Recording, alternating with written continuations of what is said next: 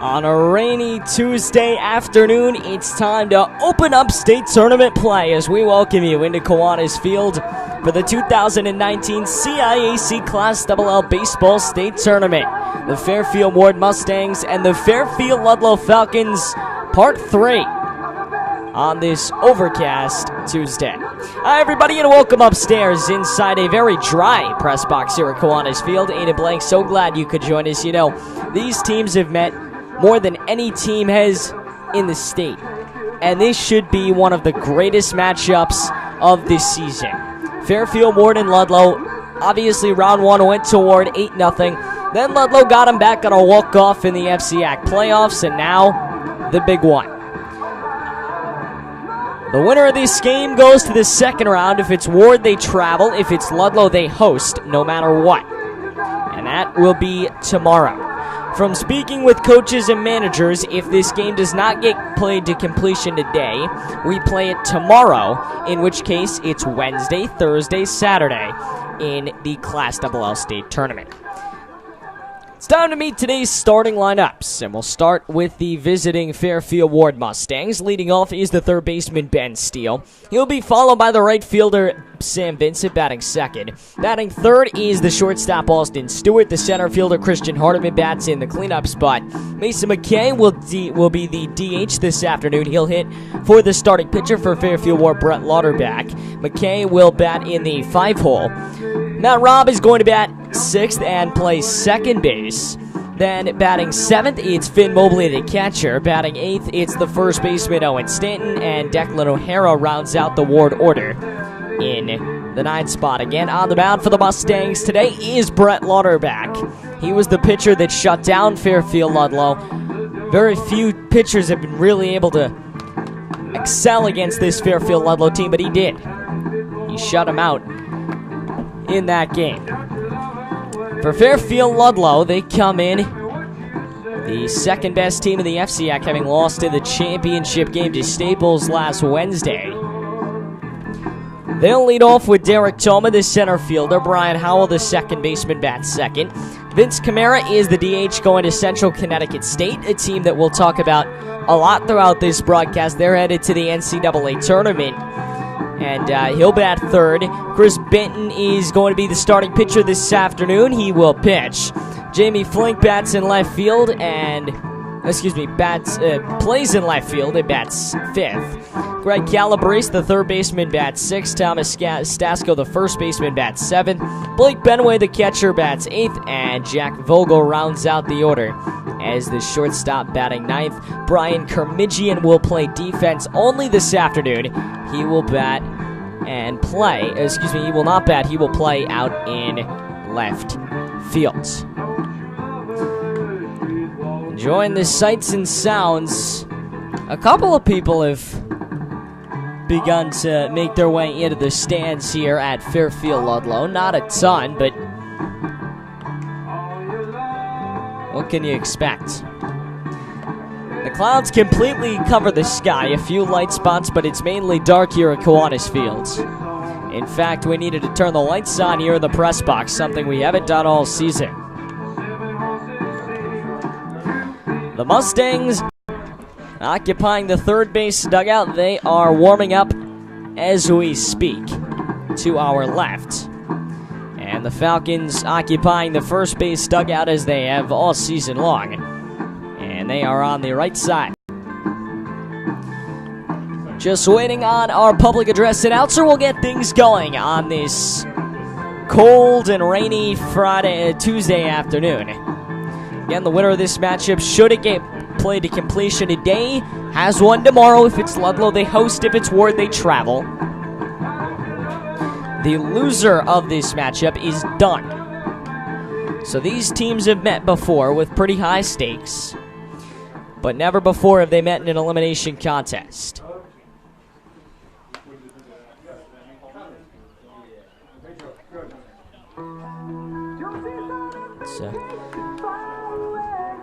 It's an afternoon for baseball. You can't say it's a great afternoon for baseball, but they're playing baseball.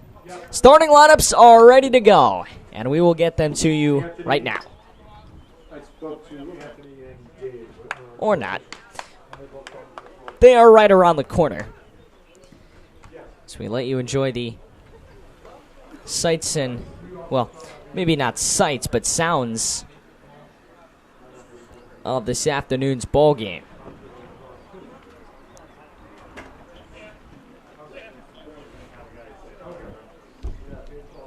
The managers from both sides meeting Mike Franchese from the Falcons and Brett Connor from the Mustangs, both meeting with the home plate umpires. The umpires this afternoon. There are 3 of them. So 2 base umpires and a plate.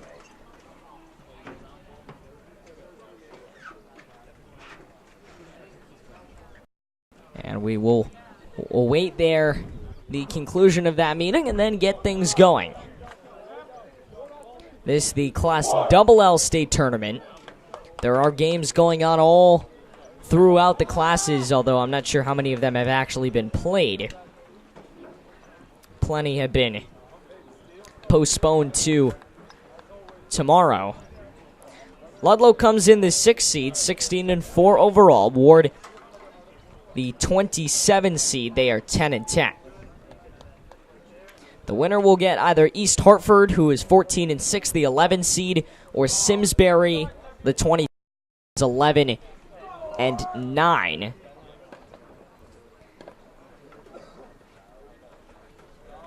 That game has already been pushed to a later date, being tomorrow, which means that should we play to complete the winners of these 2 games on the 30th, being Thursday. And again, if it's Ludlow who wins this game, it will be right here at Kiwanis Field, and we will have it for you. If it happens to be Warde, they will travel no matter what to either East Hartford or Simsbury, whoever wins that game. No starting lineups this afternoon, but we got them to you already. The Falcons will take the field, and we're ready to go on this gloomy Tuesday afternoon, but it just got a whole lot brighter. Chris Benson will take the mound. Product of Fairfield Ludlow High School. Ludlow defense will line up like this. In the outfield, from left to right, it's Flink Tolman and Brian Kermidjian. The infield third to first goes Calabrese, Vogel, Howell, and Stasko. Blake Benway catches the balls and strikes, and Chris Benson will throw them. Vince Camara being used in the lineup only as a designated hitter.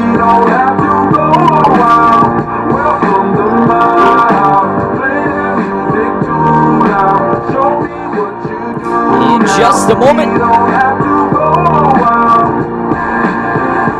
we will see Ben Steele walk to the plate and lead things off for the Fairfield Warde Mustangs.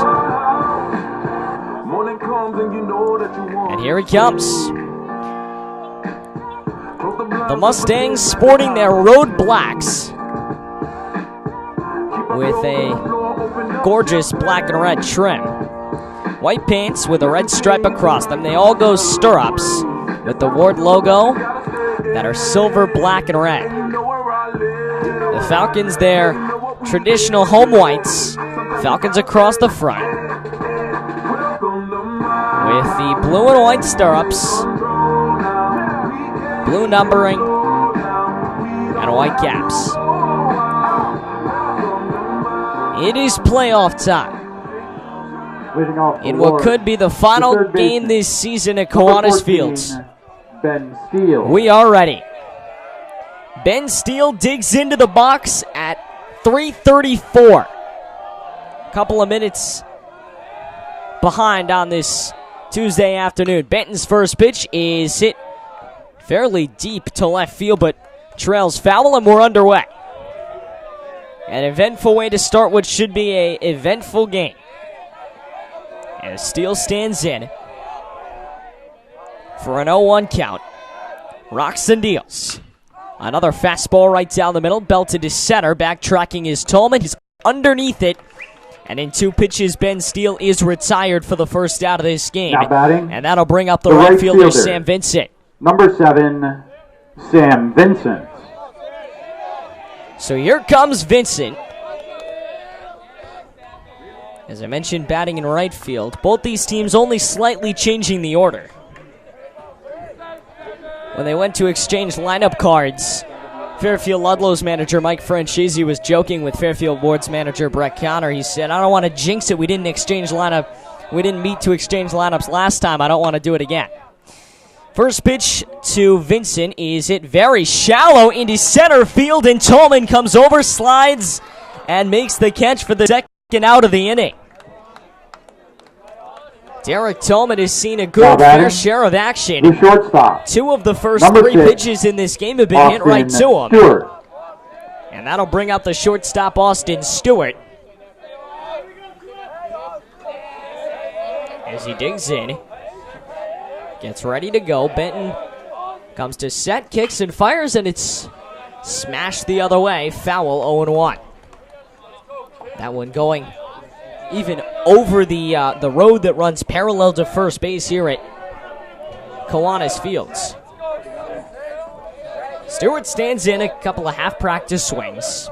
Readies, and it's a curveball in the dirt, the first non-fastball of the afternoon. The count now 1-1. A lot of people coming here stunned that this game is being played, but we're doing this. The 1-1 pitch got him on the inside. It may have hit his elbow, as it did. They will say it clipped him. Now batting, the center fielder. Stewart will hustle down to first base. Christian Hardiman. And that'll bring up Christian Hardiman, the center fielder.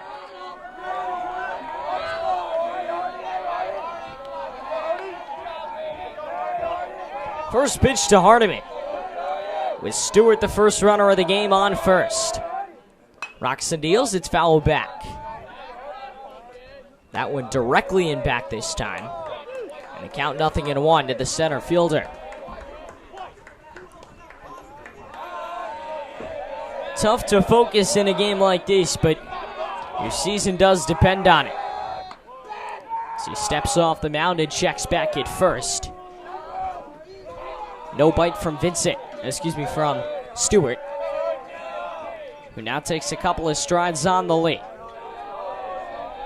The 0-1 with 2 outs here in the first inning. Just underway, and it's cut on and missed.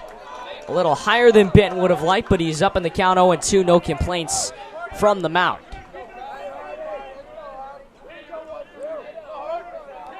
The 0-2, Benton is strike away from getting out of his first inning without giving up a hit. Comes to set, checks it back at first. Second time he's thrown over for Stewart.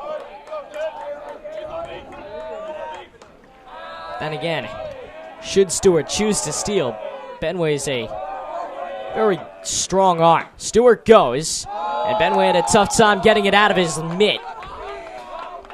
So it is a ball, and Stewart moves up to second, standing up.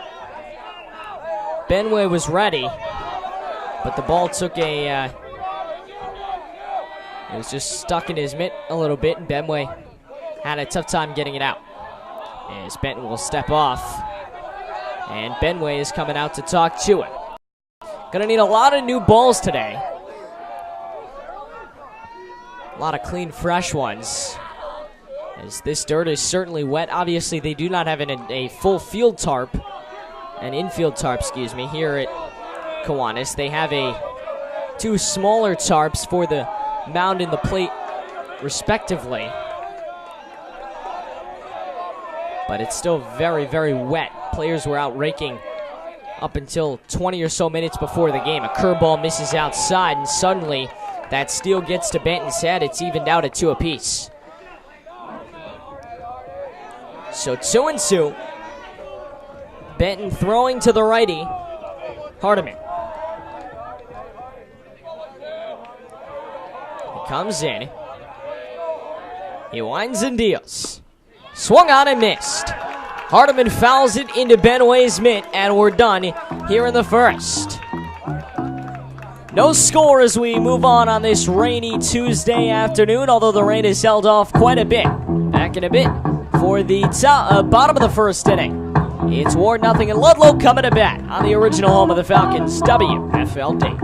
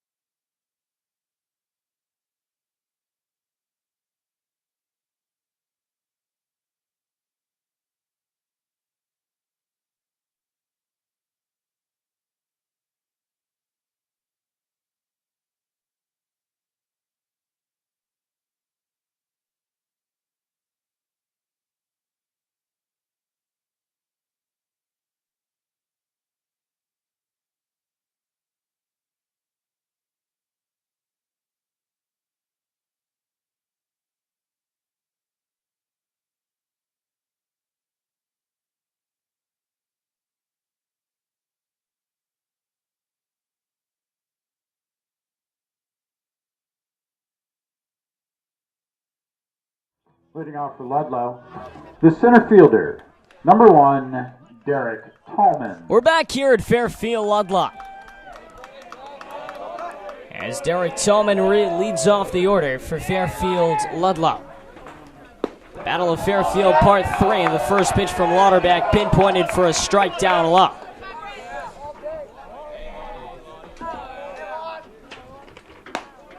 The 0-1 comes in and evens the count out at 1-1.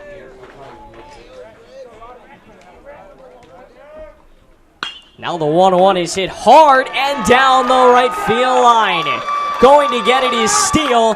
Tallman will motor into second with a sliding double. Here comes the Falcons offense that we've been hearing so much about. Now batting, the second baseman, number 3, Brian Howell. And that'll bring up Brian Howell.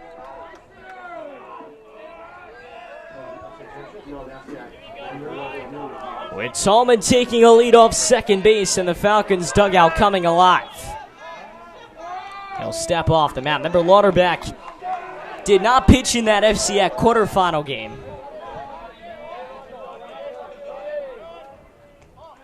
As he comes and short arms one, and it's fouled back. Nothing in 1 to Howell.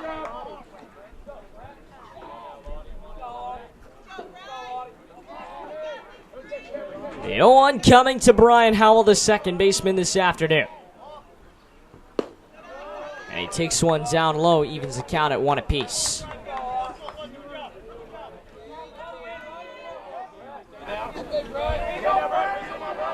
Here comes the 1-1 to Howell. And it misses outside, a curveball, 2-1.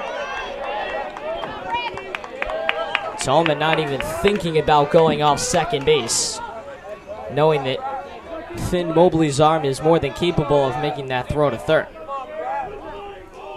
He sets. It's a check swing as the pitch misses on the outer half. But he holds up. It's enough to count 3-1 to Brian Howell. Couple of steps the lead for Tallman.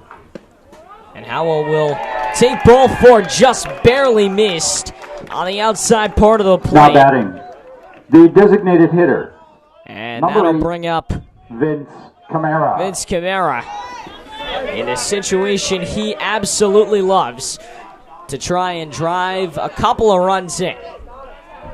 He's got Howell on first, Tallman on second. Tallman reached on a double, Howell on a walk.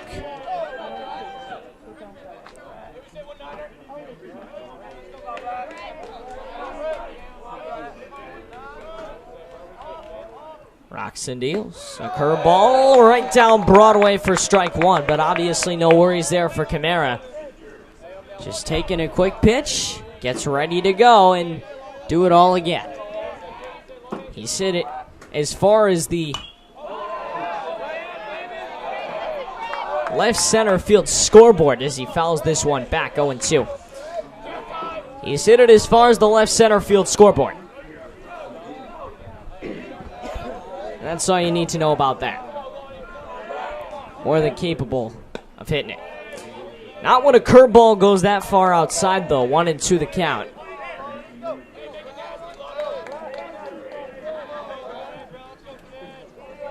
No score updates yet. Most of these Class AA games, I would assume, have been postponed. That one misses. Evens the count at 2-2. Cheshire-Farmington, the 132 matchup, is going to be tomorrow. As is Shelton-Connard. As is Enfield NFA. As is Newington Xavier. They are playing as he pops this one up. Deep left field, and it is going to be dropped by Declan O'Hara. Tallman was waiting on it, but gets the jump around third and comes home to score. Camara goes to first, Howell to second, and on an odd little sequence in which Camara thought he may have gotten all of that pitch and hit it out, it turns into an E7, and you certainly are going to see a lot of those. Now batting, the pitcher, number 21, Chris Benson. It was an odd little sequence. Camara hit it pretty well. But apparently not well enough. O'Hara kind of slipped. Couldn't really tell what that was. It did look like he slipped.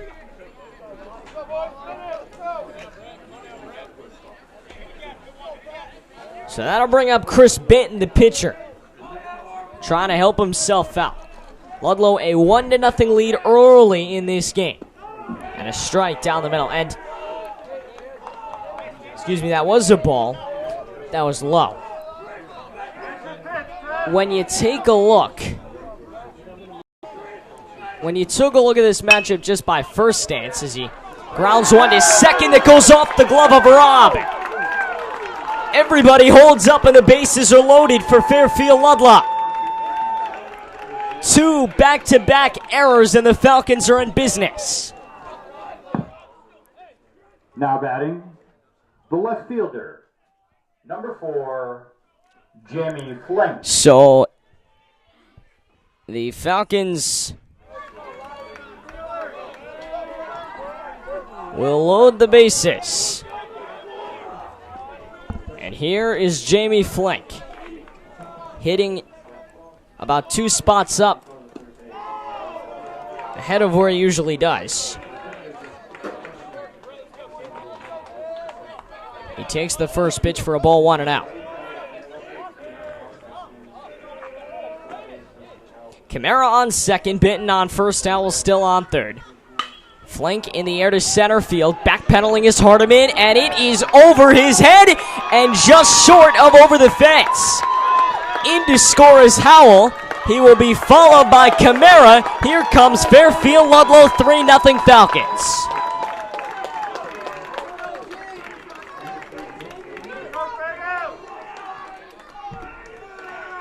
Flink will end up on second when it's all said and done.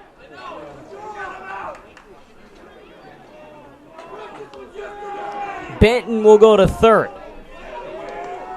And the first 3 batters to hit here in the first have all scored for the Falcons. Still nobody out. And Brett Connor wants to go talk it over.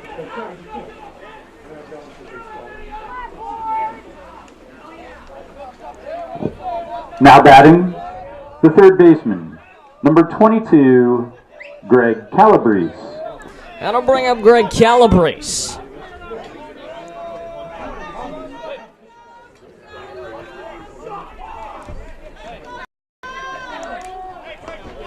Cal will stand in, the third baseman this afternoon.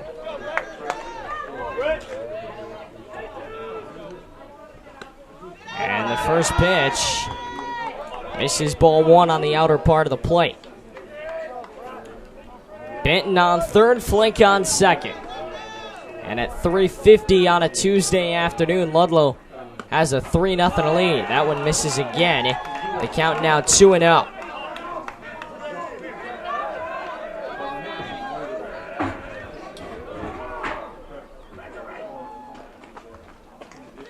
Time will be awarded to the shortstop, Austin Stewart, who needed to tie his shoe.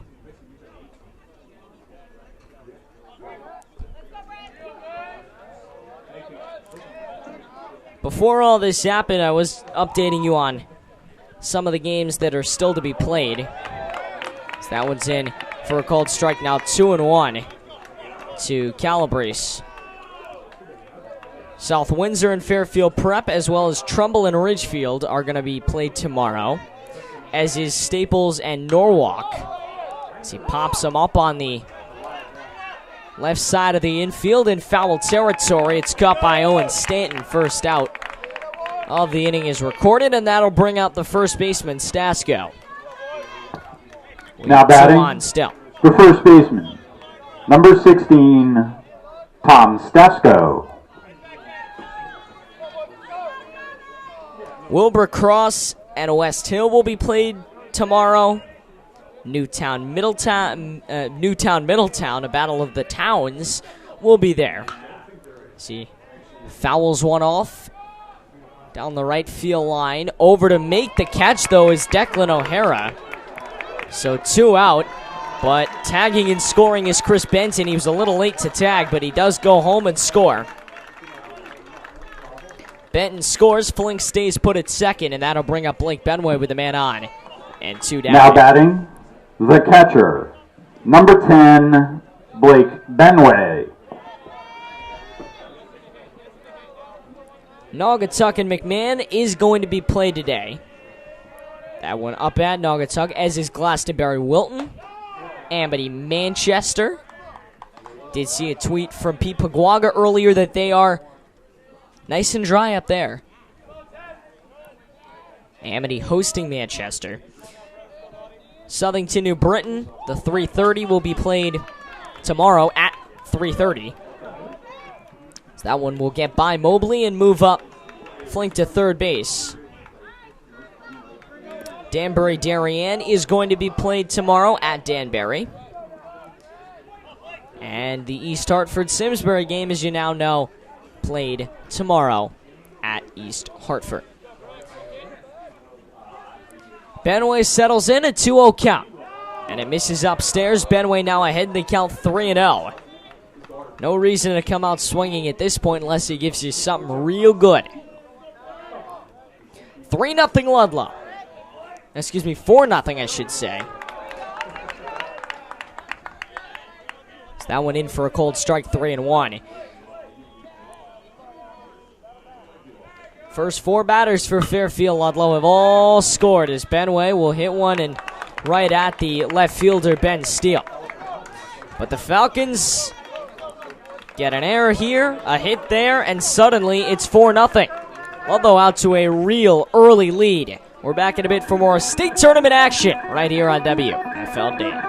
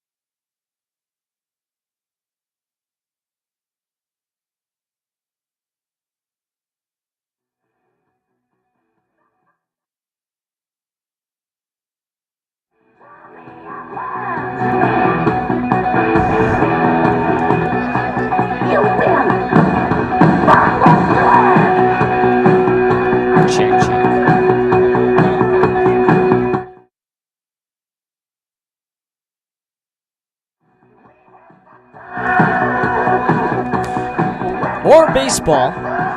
Leading off for Ward, the designated hitter, number 25, Mason McKay. On its way here from Kiwanis Field.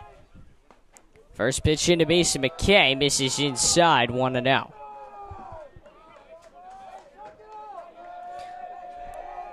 Ludlow just 2 hits in that previous inning.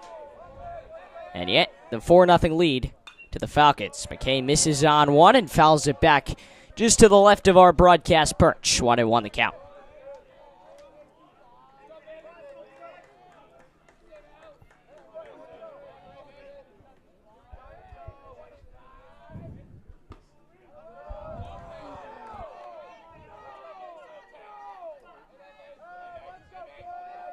Two and one now. On its way. And McKay will cut and miss. 2-2 the count. Benton cruised through that first inning. He did hit Austin Stewart. Other than that, he retired the other 3. So he retired 3 out of the 4 batters he faced. This one is in the air, pretty deep into left field, but Kermidjian underneath it. Right field, and he will make the play. So 1 away here in the first inning, and that'll bring up Matt Robb. Baseman, number 10, Matt Robb. Finn Mobley stands on deck, followed by Owen Stanton and Brendan O'Hara. So midway through this order, it's 5, 6, and 7 for the Mustangs. This the 6-hitter. Robb cuts and misses on a 0-1.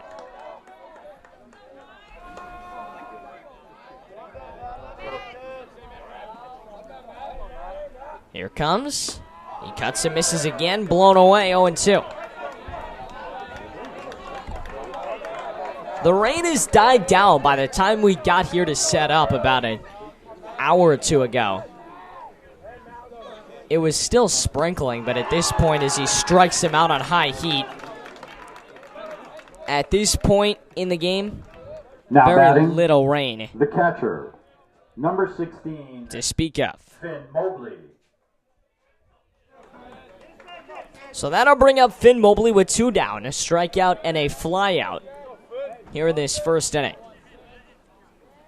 First pitch from Benton is high. Misses 1-0.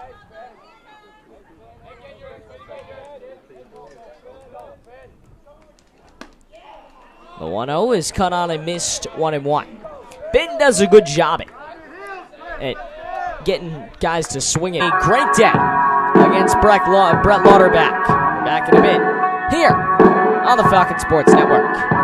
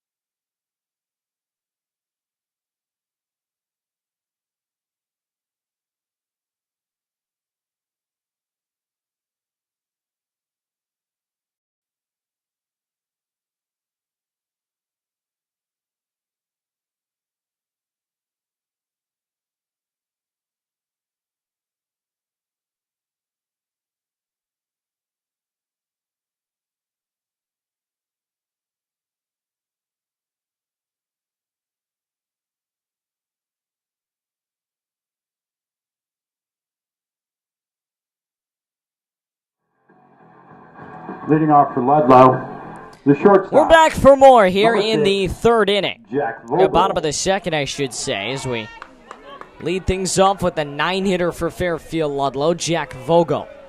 Vogel, the shortstop on this team. And the first pitch from Lauderback misses inside.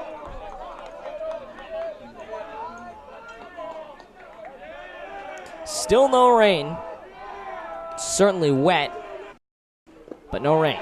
So he misses 2-0. That one was in the dirt hot before it even got to Mobley behind the plate. Ludlow very clearly rattling Lauderback early as Vogel takes it the other way and gets a base hit into left field. It's just by the glove of Austin Stewart. Now batting, Vogel gets on with a base hit. center fielder, number 1, Derek Tallman. That'll bring up Derek Tallman.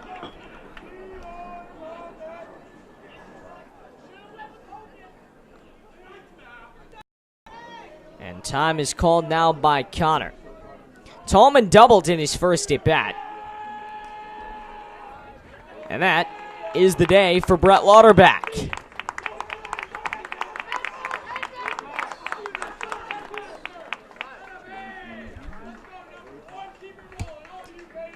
So Lauterbach is done after just over an inning. Now pitching An for inning and a Warde, batter. number 8, Harry Granny Green.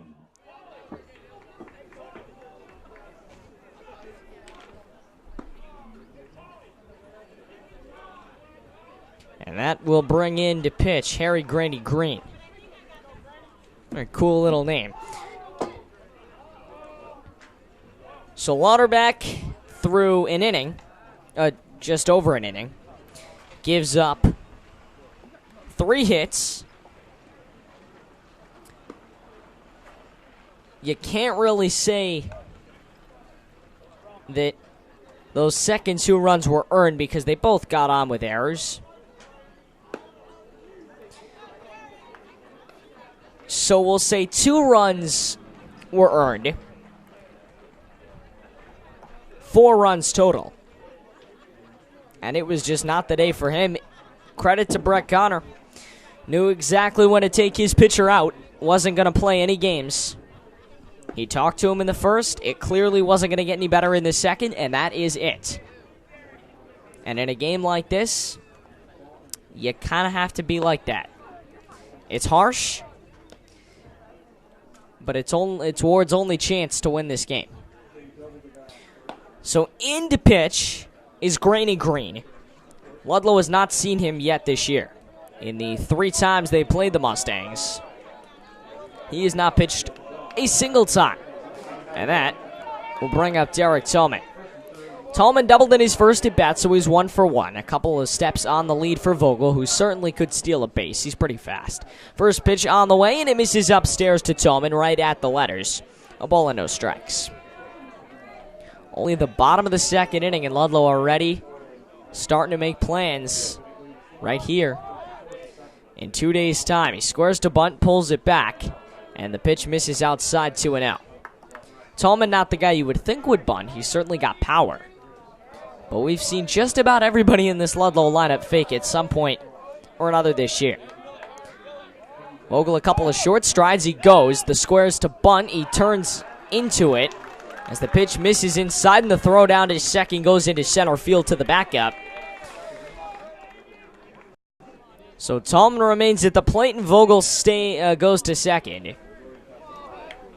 And suddenly it's a 3-0 count to Tolman. He can still very much bunt, but in a 3-0 situation, no reason not to swing away. Green comes to set. Rocks and deals. That one outside, but I'll give it to him. 3-1.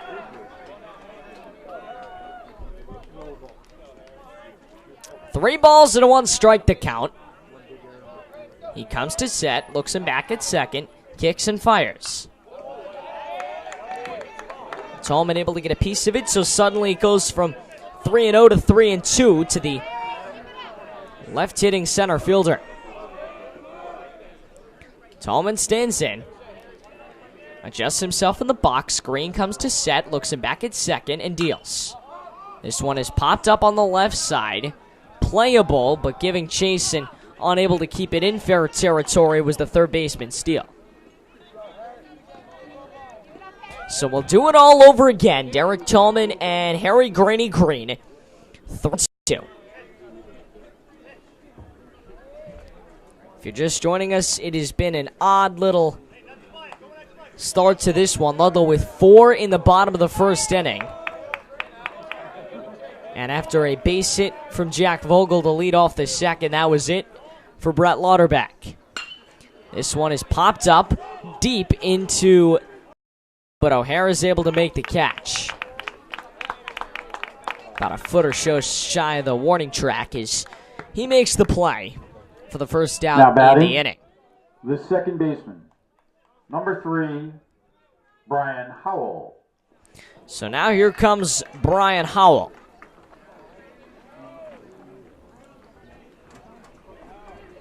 His second at bat of the day. He walked in his first. Him and Tolman both scored. First pitch to him is rocked and into right field and down.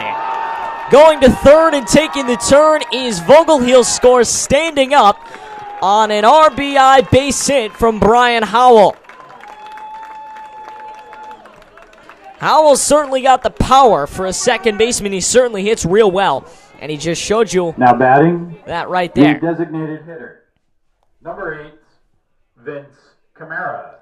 And now Vince Camara, one of the most dangerous hitters possibly in all of Connecticut baseball.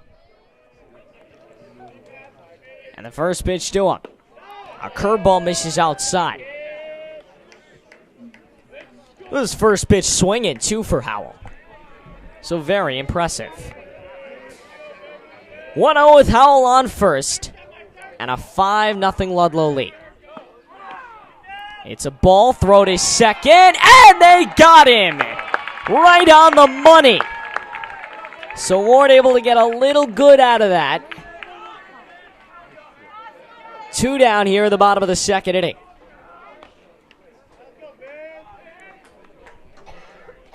But still a 5-0 Ludlow lead.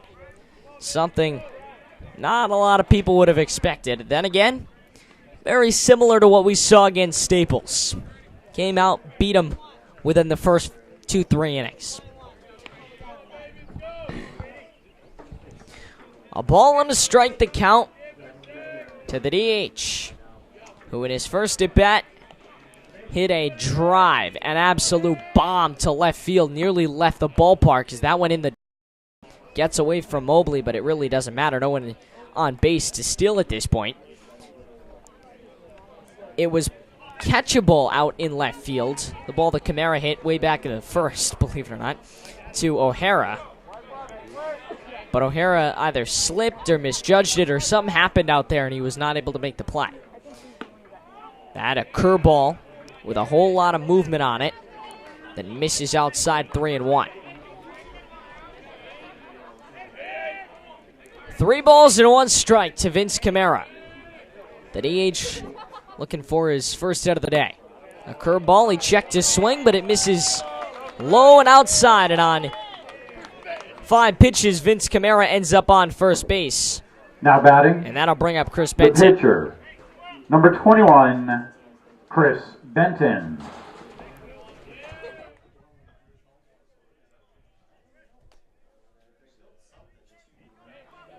So here's Chris Benson, the pitcher that reached on an error to the second baseman in his first at-bat, and he takes a strike low at the knees, 0-1.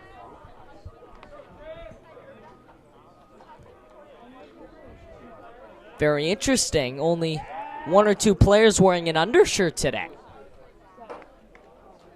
As they check Camara back at first, giving us a little cleaning off the hands after he dives back in safely. You gotta be cold out there in nothing but short sleeves as he hits a bouncing ball to short, fielded, and flips to second to end the inning. But Ludlow gets another one. The leadoff man, Vogel, gets a base hit to start the inning and then comes in to score on an RBI single from Brian Howell. We go to the third. It's a 5-0 Ludlow lead. Back in a bit on the original home of the Falcons, WFLD.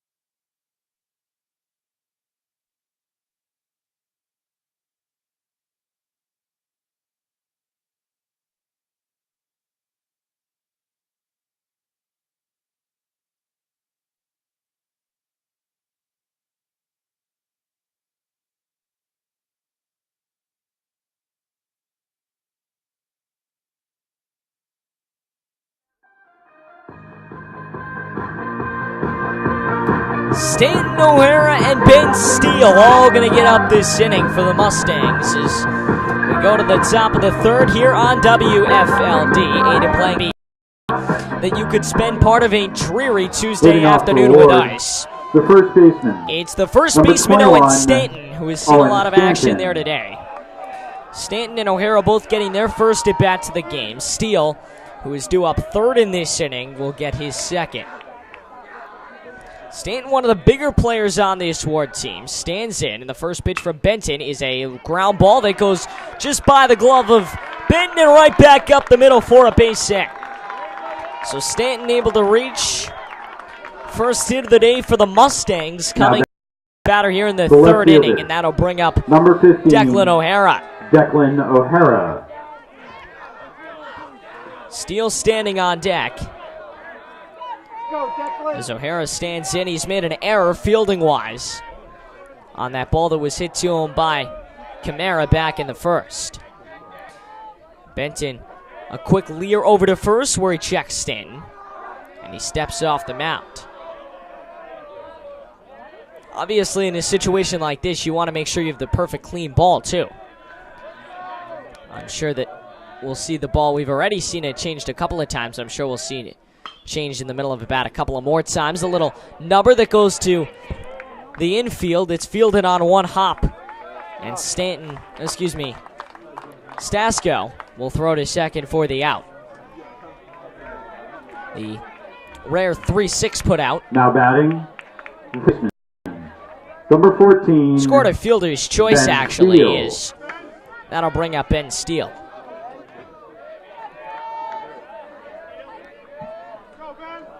O'Hara goes to first. And now it's the third baseman Steele's opportunity with one down here in the third. Class LL State Tournament, the opening round. Winner will get either East Hartford or Simsbury, a game that's played tomorrow. That game will be played here should Ludlow win. So that one down the middle for a strike to Steele, 0-1.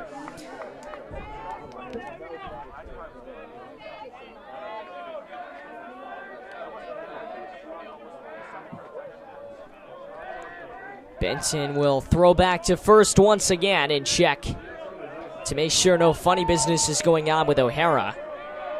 And there isn't for now.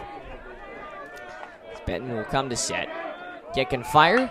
He goes. Pitch is going to be caught out in right center field. Tolman trying to get him at first, and they will not.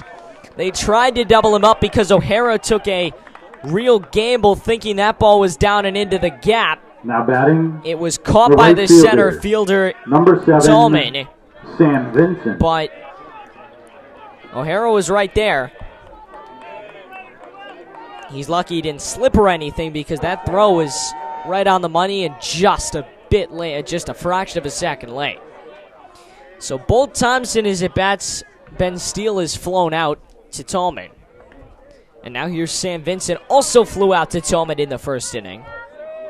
Vincent, the right fielder.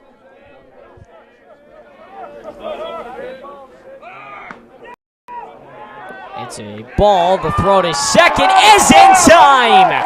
What a throw by Blake Benway, who has made the play fantastically all game long. So we go to the bottom of the third inning in Fairfield. Ludlow, a little mojo. They've given up just one hit defensively and gotten 6 themselves. We go to the bottom of the third inning. We're back in just a bit on the original home of the Falcons, WFLD.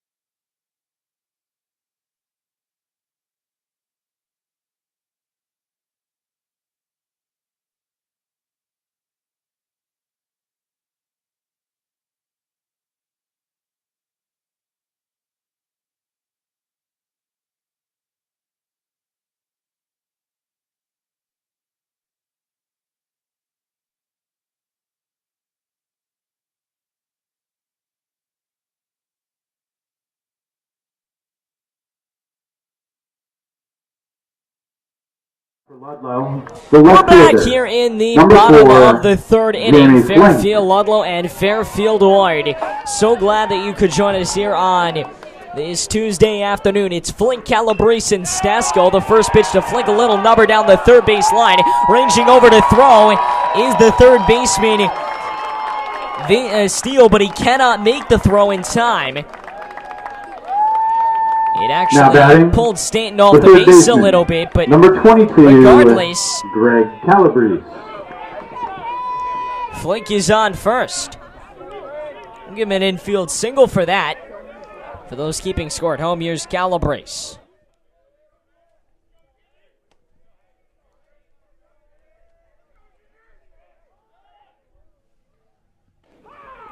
The first pitch is strike. Flink will hustle back to first.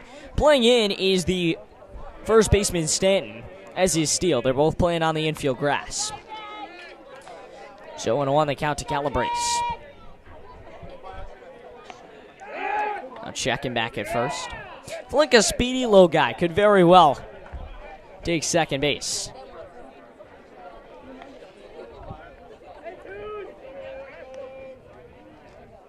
Here comes the 0-1, and it is indeed a bunt. Calabrese may have gotten hit a little bit. The count now 0-2. Stasko waits on deck, followed by Benway Vogel. And in his first at bats, Calabrese flew out to first as he fouls this one back. It'll be 0-2 once again.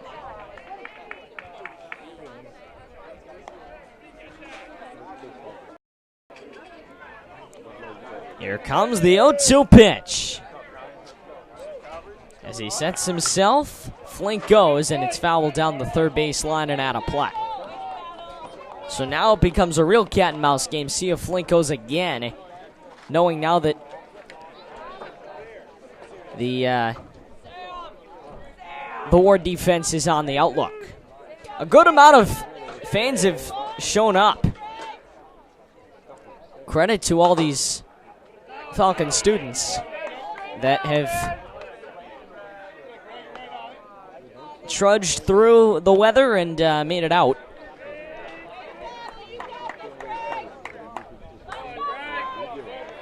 And a very good attendance here as the 0-2 pitch on its way once again to Calabrese. He winds and deals, and again he pulls it. Foul down the third base line into the Warde dugout. The count 0-2.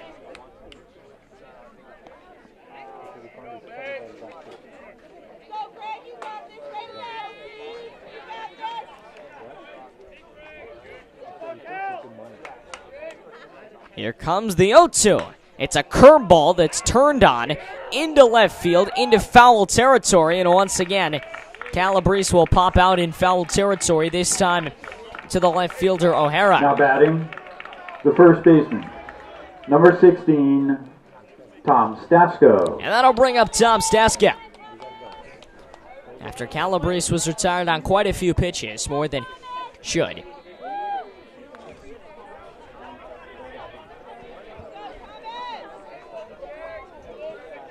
Here comes as he locks in. Runner goes. This ball is turned on the other direction, out into right field in foul territory. A tough play, but Steele makes it. And Stasko is done. So 2 down in the inning, and here comes Blake Benway, who popped out into right field his first at bat and has an opportunity to Blake Benway now bring in a run. That same guy, Flink, who reached on the leadoff infield single. As Benway is a little late on the first pitch. He cuts and misses at a high fastball, 0-1. I'm being told that they did not play softball today. They will play it likely tomorrow, as that will send Flink, and they miss in the dirt, 1-1. I'm being told that they are playing girls lacrosse. They did move it up to a 4 o'clock start, so that's underway. And then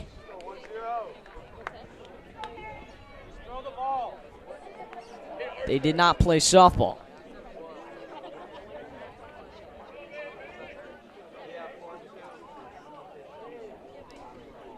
That game was supposed to be against Norwalk girls lacrosse playing Conard as another pitch misses low. For an 8-hitter, Benway hits pretty well. If you need a big hit, you can get one. Runner off second. This is low, and 3 straight balls to Benway, all in the dirt. 3-1 the count. You got to think that maybe Green is getting a little irritated with how that ball feels in his hand, having been in the dirt the last 3 pitches. 3-1 on its way. Misses outside, and Benway is on with a 2-out walk. And that'll bring up Jack Vogel, the shortstop, who in his first at-bat singled and scored a run. That was last inning. He got that whole rally started.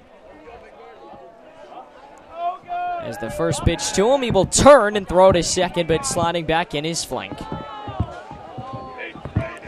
As you can hear, there's the crowd mic. We'll let you tune into it a little more. That crowd mic is getting peltered with rain as the first pitch way inside it rides up on Vogel. A ball and no strikes. The umpire stopping play, asking for a new ball. And you gotta think this could be the very last inning we played this afternoon. Both teams wanted to do everything they can to give the winner an advantage having a day off, but obviously if it gets too bad, they're gonna have to call it.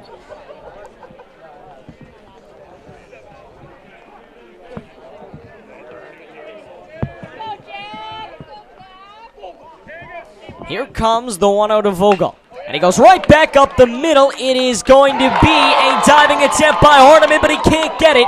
Scoring is Flink. And Ludlow scores another at 6-0.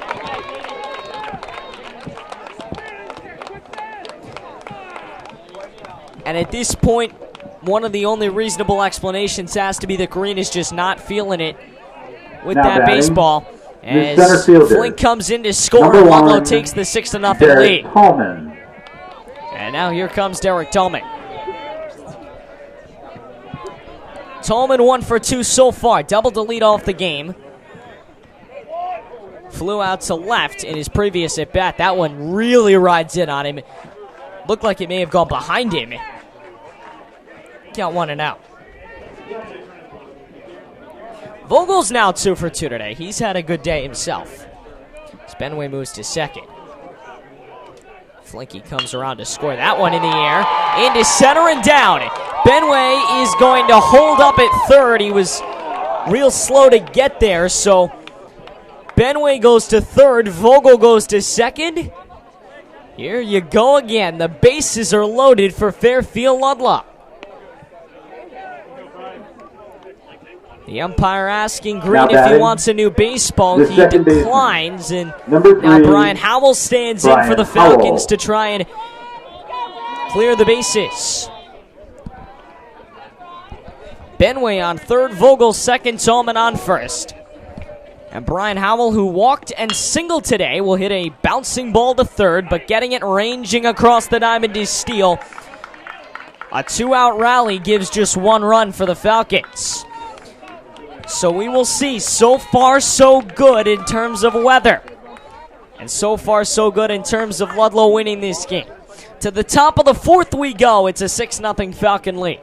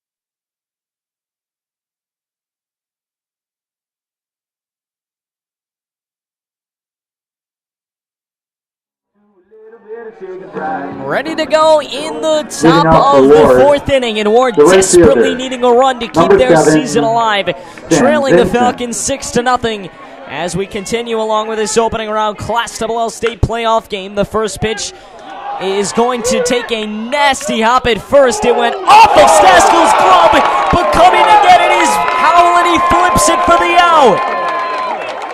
One of the best plays we've seen all year.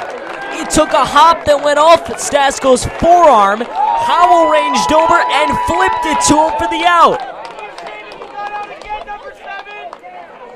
It's a 3-4-3 putout. Now batting. How often can you say that? Number 6, Austin As here Stewart. comes Austin Stewart. Wow. That's the kind of plays that win you championships.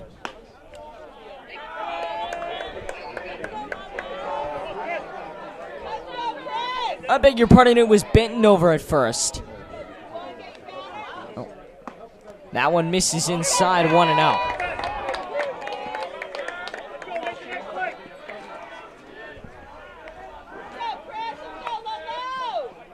2-0 pitch is fouled off down the left field line. Really brought the energy back into this crowd. And it shows a lot about this program and about this school and about this crowd that it's raining pretty hard out there, but there's a whole bunch of people here to see this one. A curveball misses inside the count, 2-1. Jesus. 3-1 with an out. Benton rarely getting behind in the count today. He gets a strike as he comes right back and heals one down the middle, 3-2.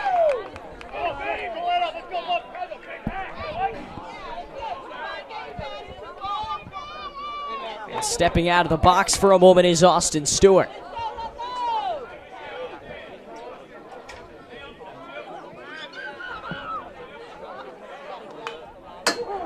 That one is fouled back, and he stays alive barely at 3-2.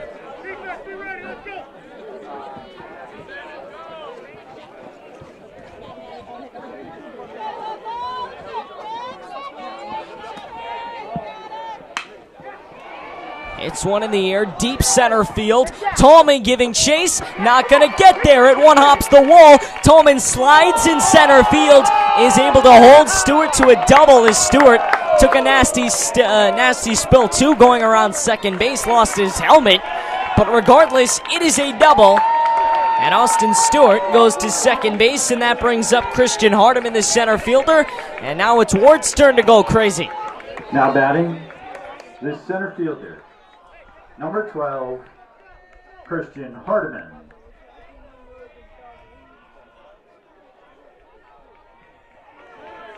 So here comes Christian Hardeman.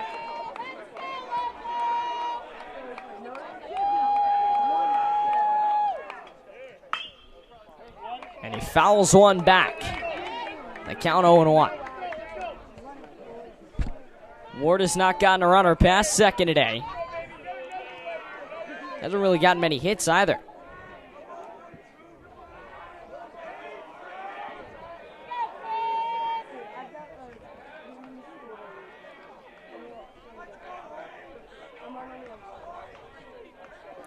As he looks him back at second, winds and deals.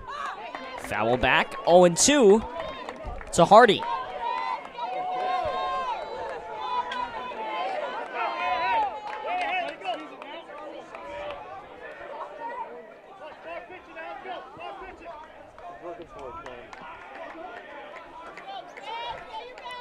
Here comes the 0-2.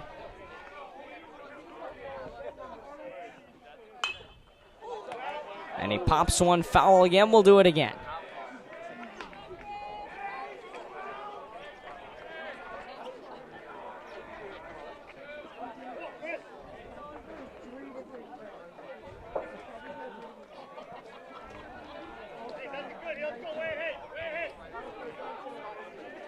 Here it comes.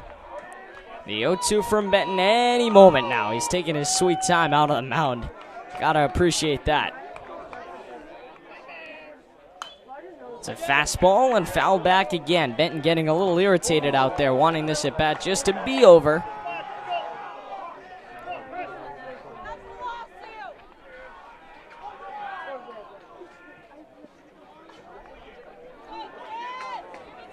Here comes the 0-2 from Chris Benson.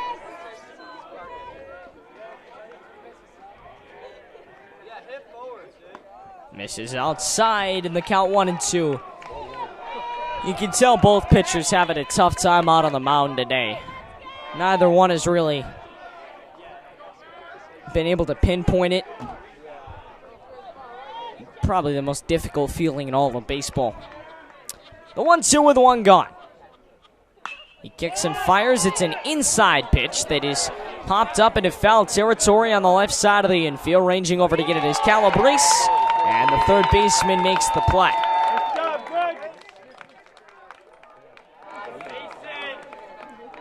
Now batting, the designated hitter, number So that 25, will bring up the DH Mason number 25, McKay. Mason McKay. In his first at bat, McKay flew out to left field.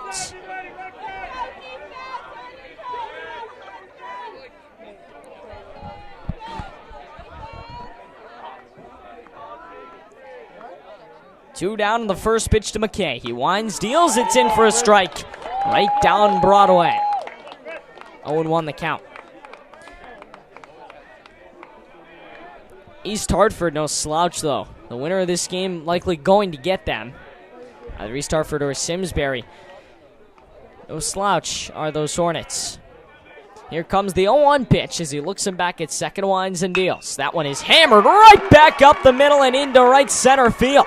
Tearing around to score Ward's first run is Austin Stewart as it's cut off on the mound by Benton, and it's 6-1 Ludlow.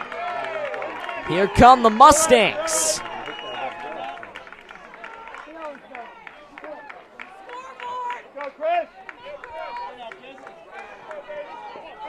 So with two outs, here comes the second baseman, Matt Robb. 10, He has an opportunity to Matt keep Robb. this going. McKay on first, and that's all Ward has, as Vincent and Hardiman have both been retired. Very short lead for McKay. No need for Benton to check. A very short deal in this one. Belted left center field. It is caught by Jamie Flink. A little luck playing into that one, certainly, as the wind definitely carried it a lot. Well, Ludlow a 5-run lead as we go on to the bottom of the fourth. We're back in a bit on the original home of the Falcons, WFLD.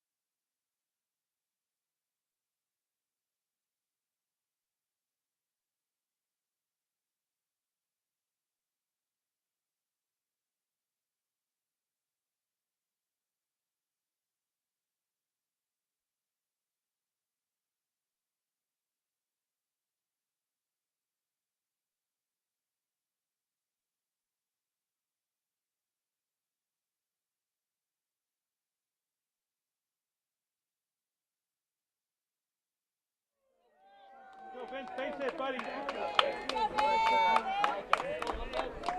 Warde gets one back in the fourth. Now it's Ludlow's time to shine as Vince Camara, the DH, who's reached twice today, on a walk and an error, will stand in.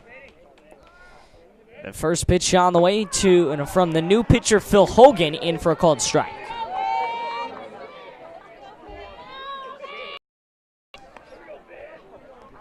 Another Warde pitcher barely getting over an inning. That one absolutely beaned Vince Camara. It rode up onto his helmet.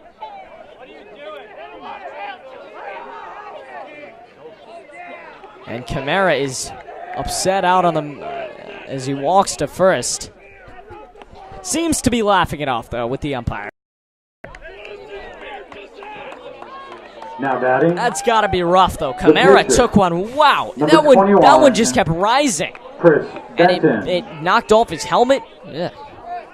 Didn't look comfortable.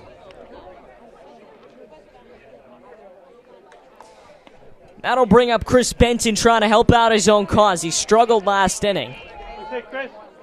Really the first time we've seen him not dominate all year long. The first pitch, cut on and missed. It's actually fouled back into the glove of Mobley. So the 0-1 count. Reached on an error and grounded out.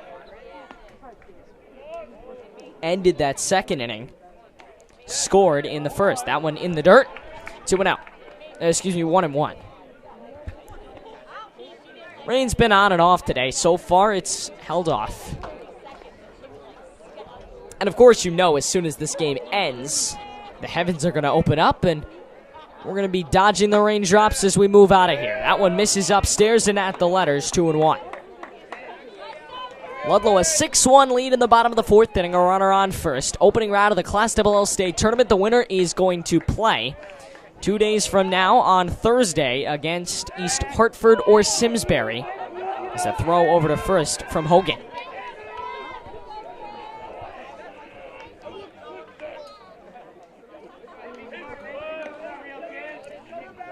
Here comes the 2-1. That one is a hammered all the way down and to the fence in right field. Charging around, going first to third is Camara. Benton goes to second with a double. And here comes Fairfield Ludlow. Now batting. The offense that just doesn't the quit. left fielder, number 4, Jamie Flink. And here's Jamie Flink. A double and a single, 2 for 2. He's had a great day. Only Vogel has had the success that he's had. Vogel, 2 singles, is 2 for 2 as well. Flink scored 1 run. He scored in the third. So was left stranded in the first. 2 on for Flink. He winds and deals a curveball down low, 1-out. It's becoming less and less of a toss-up. When we were telling here before the game with the Ludlow coaching staff, he said, hey, as if this wasn't a toss-up to begin with, the rain just throws everything out. Because you can have a team that's fantastic. Best team in the state undefeated, they come in, a couple of errors in the rain, and suddenly they trail 6-0.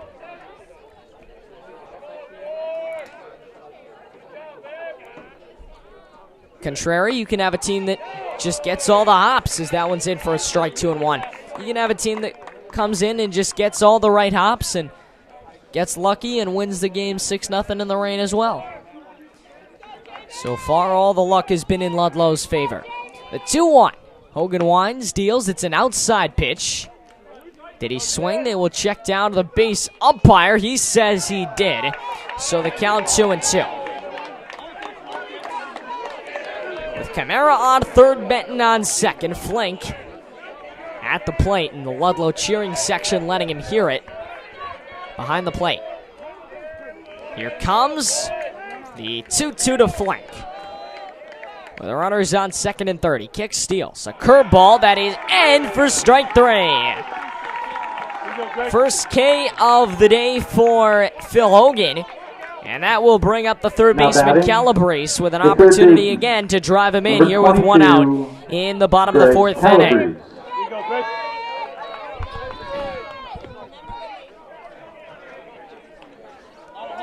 The rain now starting to blow into our little perch.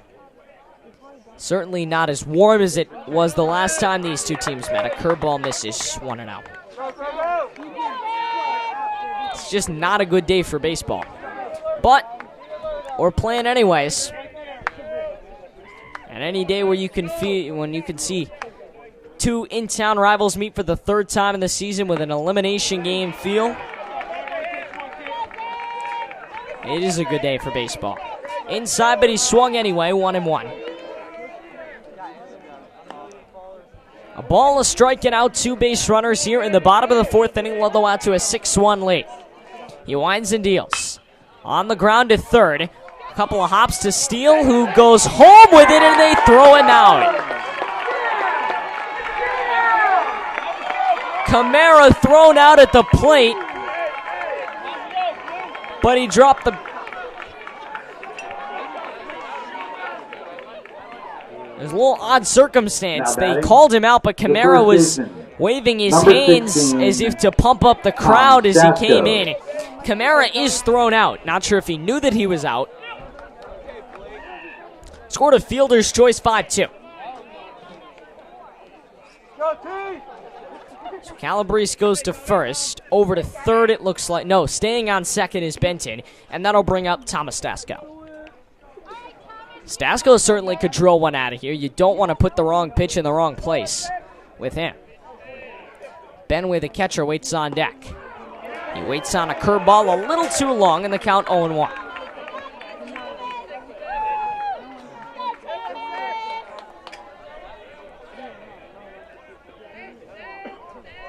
Again, no substantial rain yet.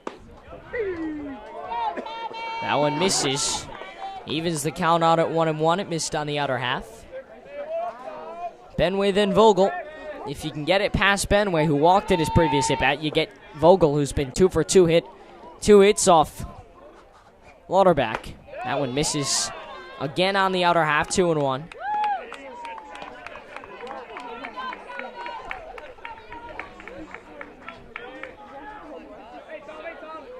Here we go. 2 balls and 1 strike. He winds and deals. Benson will pop this one way up and in foul territory on the left side of the diamond, but it drops in foul. So the count remains even at 2-2.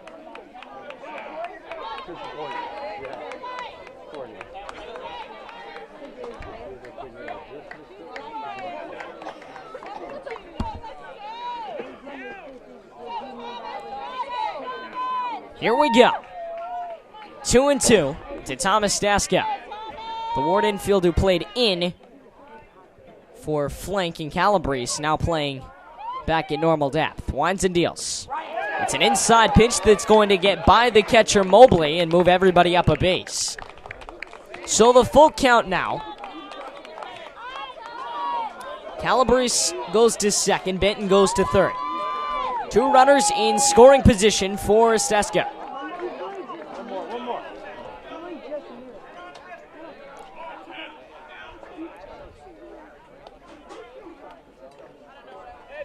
3-2 with 2 down. A big at bat and a big pitch coming.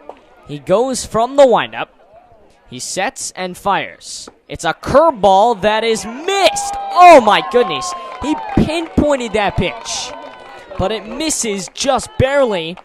And Stasko able to draw the walk. Now batting. And that'll bring up the catcher, Blake Benway. If you can get it past Benway, as we said, Vogel is 2 for 2, but obviously you want Benway to get the big hit here. The base is now loading with Benson on third, Calabrese on second, and now Stasko on first, and the first pitch from Benway goes sailing outside, 1-0.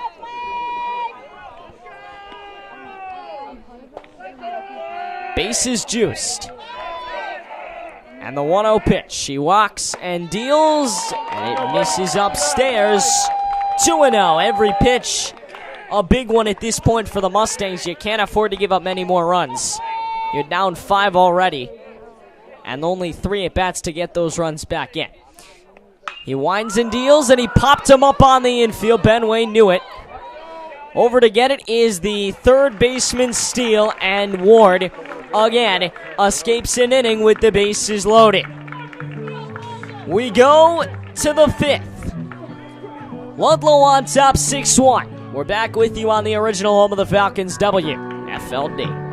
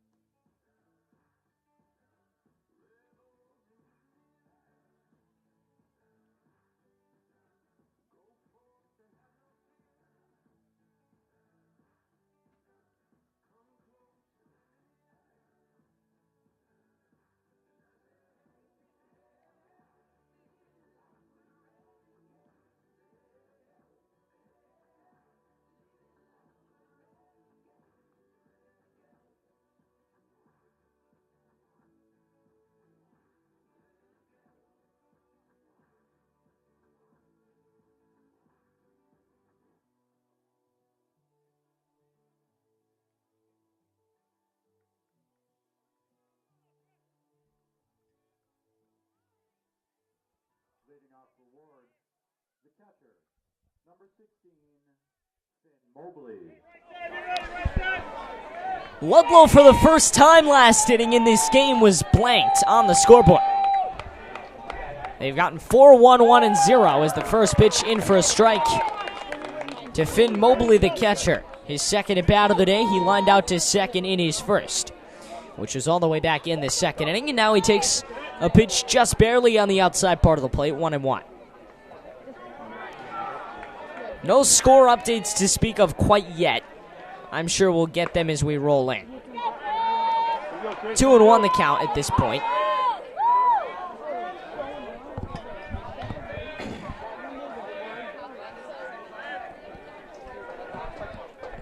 Here comes the 2-1.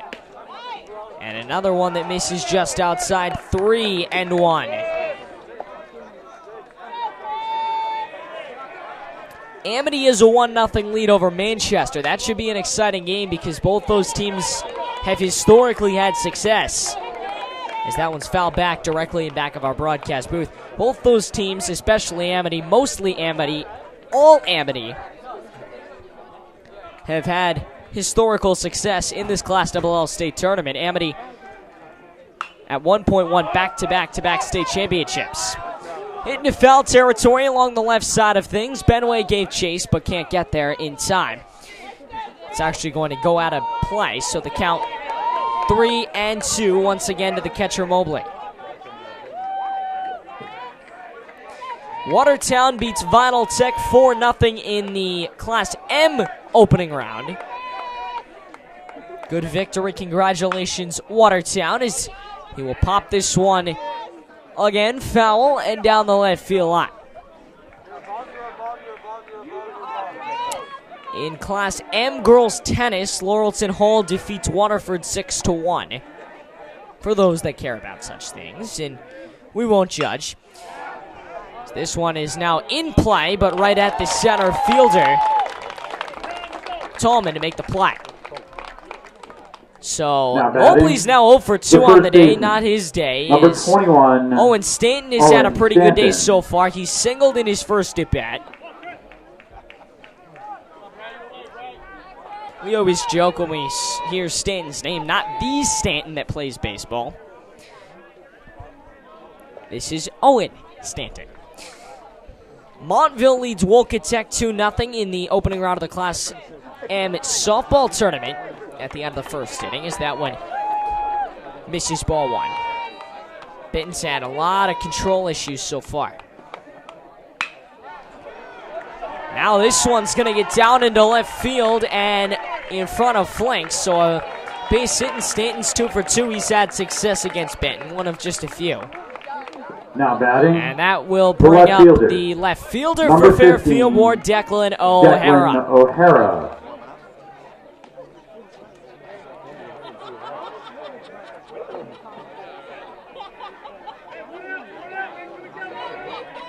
Keep it down, Chris.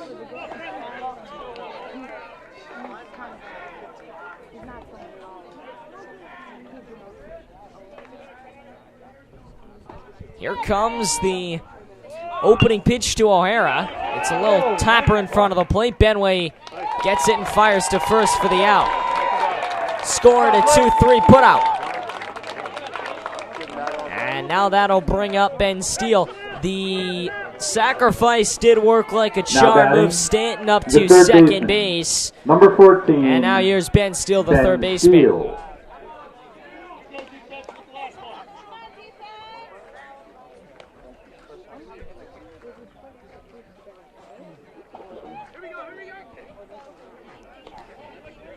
Blake Benway all smiles after his meeting on the mound with Benton.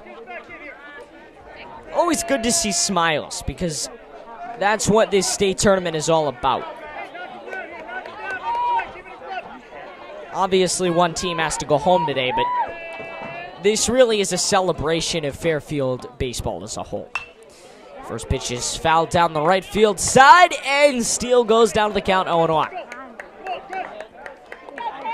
Thank those of you who have joined us on this Tuesday afternoon. The sun is actually, for the first time this afternoon, kind of peaked out maybe. It's gotten lighter at least. Maybe don't need the lights in the broadcast booth for once. That would foul back directly to us. To 0-2.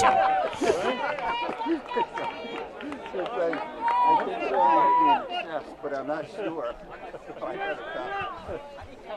Benton fiddling with the ball. You get a sense that it's been rough for these pitchers having to deal with the wet and dirty balls all afternoon.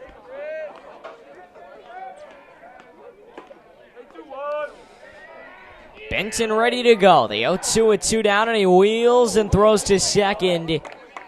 Close on Stanton, but he does not retire the first baseman, who was taking a considerable lead. And now here comes the 0-2 pitch. With a runner on and 2 down, he kicks and fires, and it's fouled back again.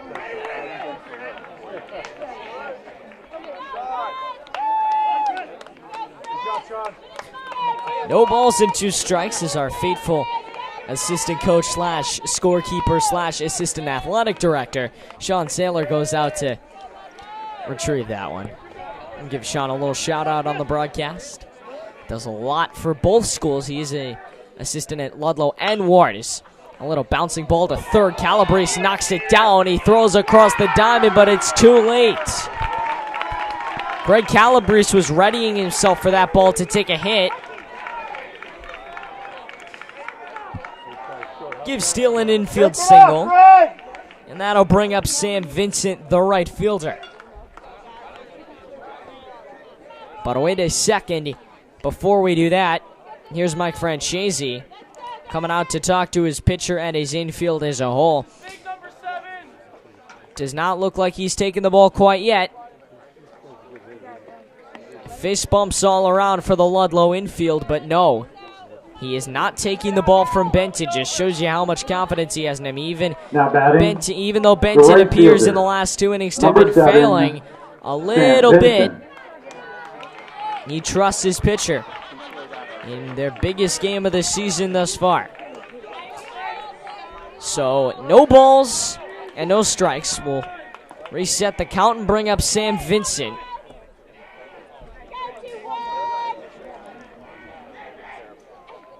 The lefty hitting right fielder. Stands in with runners on the corners. They are Steele and Stanton. First pitch misses upstairs and outside. 1-0.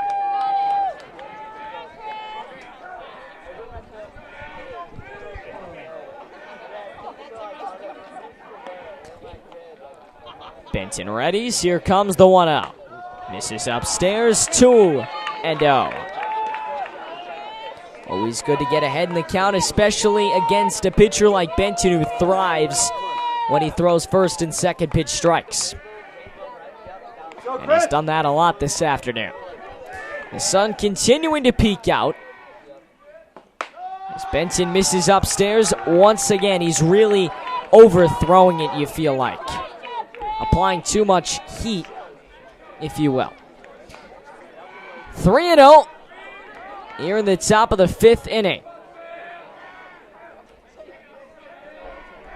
He winds and deals. Pinpoints it in for a called strike. 3-1.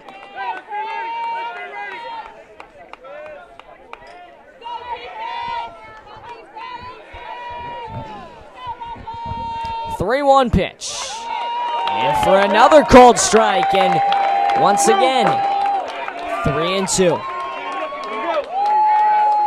A big full count pitch if Benson can get out of this inning. Got him. Chris Benson allows 1 run over 5 innings of play. You get the sense that Ludlow's trying to run away with this game, and they could very well do it. To the bottom of the 5th we go from Kiwanis Field. Opening round action from the Class LL State Tournament is next on the original home of the Falcons, WFLD.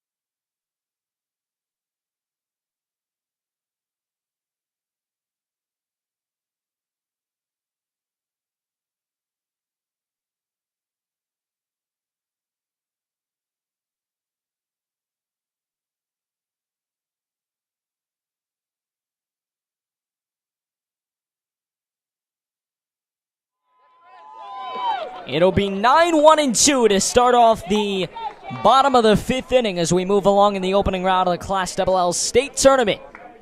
Fairfield, Ludlow, and Fairfield Warde. So glad that you could join us here on the Falcon Sports Network.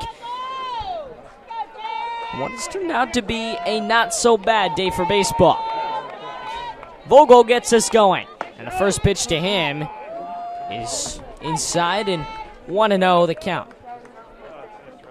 Vogel, as we mentioned earlier, is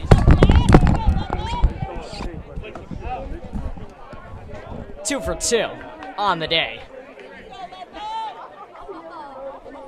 Headset just came flying off. But we're all right. No, nothing got hurt. There's a pitch in for a called strike. 2-1 the count. Vogel 2 for 2 on the day. 2 singles. He scored in the 2nd, reached second base in the 3rd. So he misses it again inside.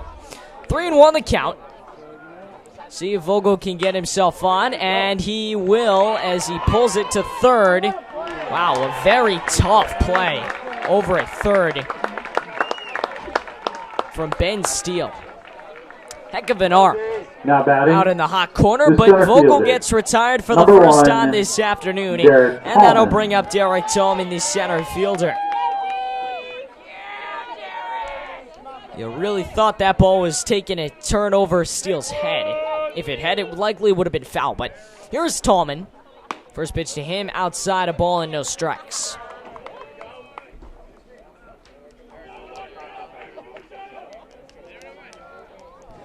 Winds and deals. That one is right back up the middle. Tallman has had himself a day. 2 hits as he gets on with a single, and that will bring up the second baseman, Brian Howell.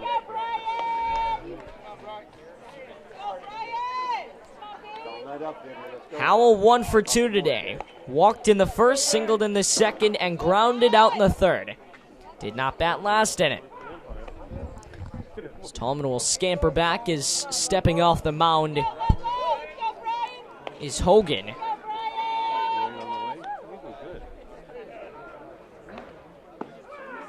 That one now in for a cold strike down the middle, and the count 0-1 on a first pitch strike to Howell.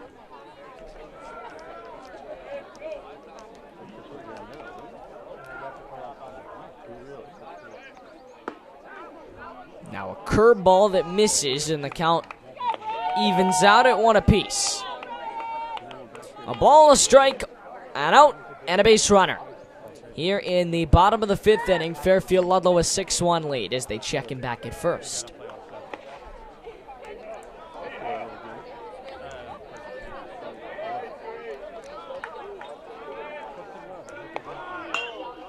Gets a piece of it down the right field line, ranging over to get it as the right fielder's steal, and he will make the play. Tallman retired for the second time today as they check Tallman at first. But now batting, Howell, retired for the second time today. He was retired in his last at bat in the third. Now, Vince Camara. An error, a walk, and a hit by pitch. Quite the resume for the DH. See what happens now. In his last at bat, they almost took his helmet off. They actually did. First pitch to him, right down Broadway, and he holds up at strike 1. 0-1 is the count.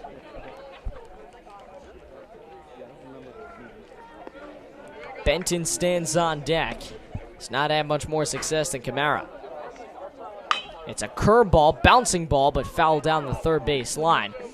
0-2 the count.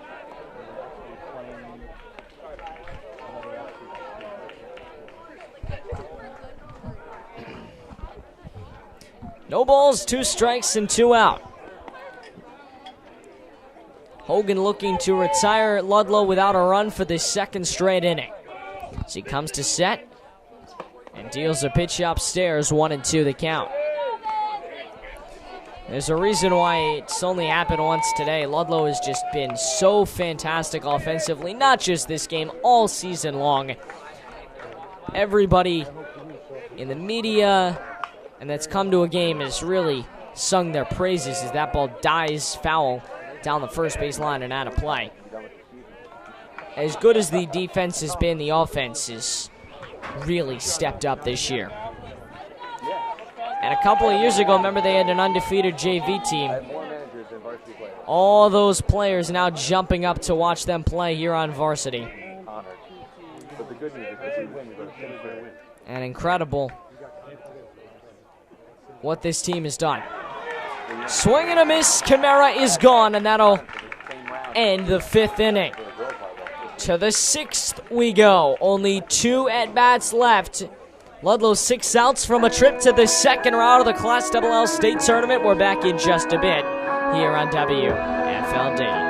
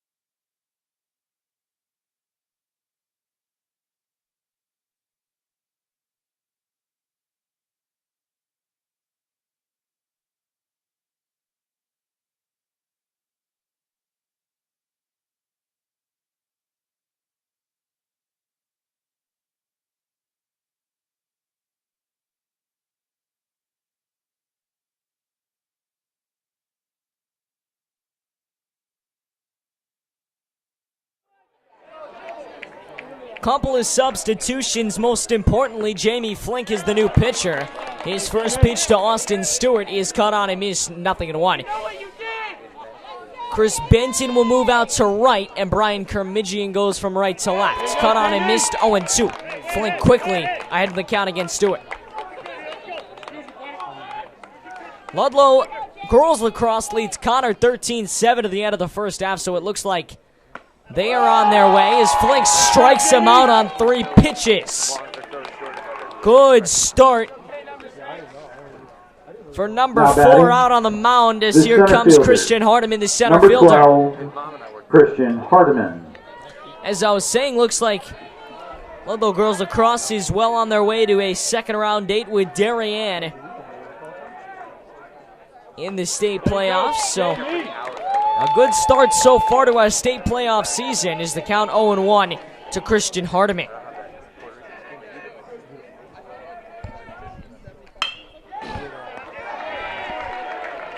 And a base hit out to left field as Kermidjian will make the play.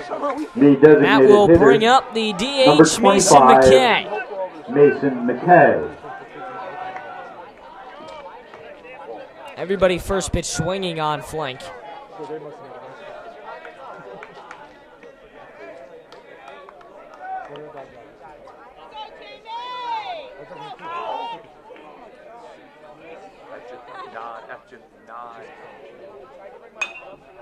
Pitch on the way is fouled back, going 1 to the DH.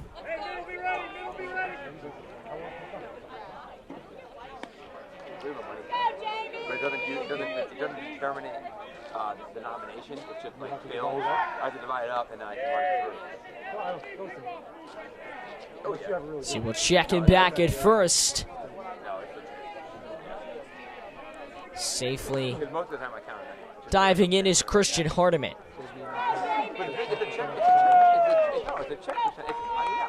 That one misses, now 1-1. Flink trying to avoid giving up back-to-back base hits.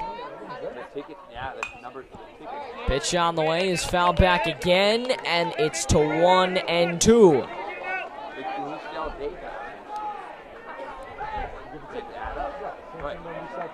1 ball and 2 strikes. Here in the top of the 6th inning, that one fouled off. So we'll do it one more time at 1-2. Jamie Flink pitching to Mason McKay, the DH.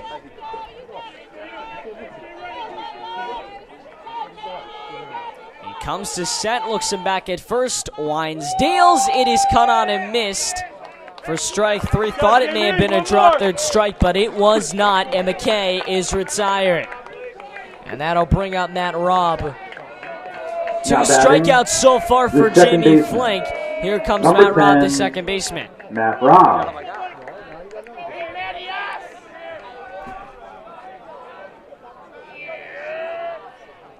First pitch to Robb is going to be fouled off on the left side and out of play. So 0-1 the count to the left-handed hitting second baseman. No, the original, the regular piece. I know, I'm saying, how'd it work out? Was it too many people? Check him back one more time, and again, he's in safely. Hardiman not going anywhere. I know, I feel like the other one was a bigger game. I went with that Harvard Yard, like a lot of kids think. Yeah, I think it goes to Okay. Misses for the first time in this at-bat, 1-1. Are they allowed to stand out there? 1 ball and 1 strike. He hits it again, foul down the left field line, right field line, but it's playable where Benson makes the catch. So Chris Benson will end the inning. And in Flink's first inning, he gives up 1 hit and no runs. To the bottom of the 6th we go. Possibly just 6 more outs left in this game. We go to the bottom of the 6th on the original home of the Falcons, WFLD.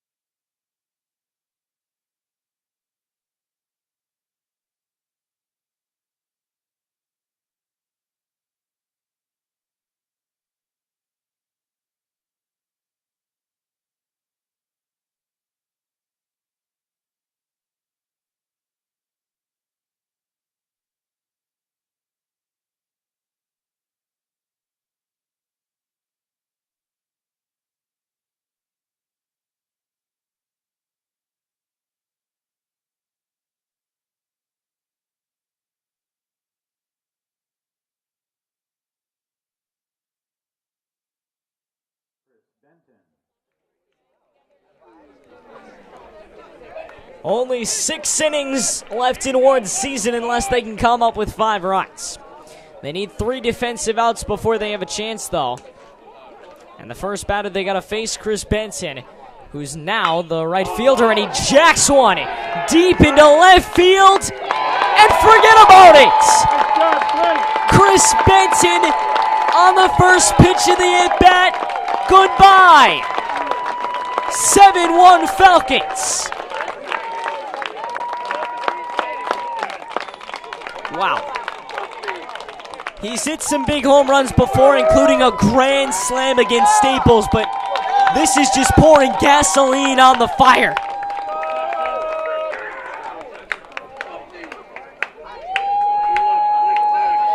The new pitcher for Warde, by the way, probably a good time to mention it, is Christian Saladin. As here comes Jamie Flink. Now batting. Wow. The pitcher. And could you imagine if Number that had been 4, with runners on base? Jamie Flink. Good Lord. That ball, you couldn't really tell. We were all kind of looking, trying to lean into it. Like a Carl Yastrzemski kind of thing, kind of wave it fair. But it stayed just fair enough. It kind of got into that little pocket in between the fence and the foul pole. Ropes one the other way. And a base hit. It's back-to-back hits for Fairfield Ludlow. Now batting, the third baseman. And that'll bring Number up 22, Greg Calabrese.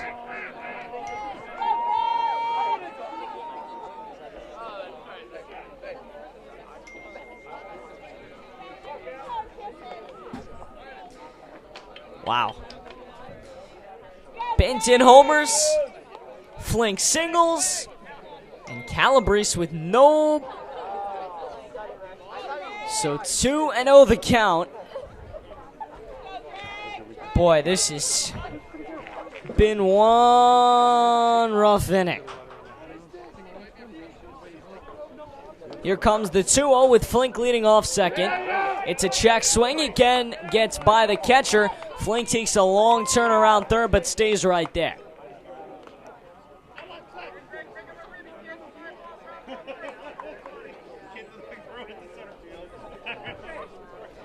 So Flink goes to third.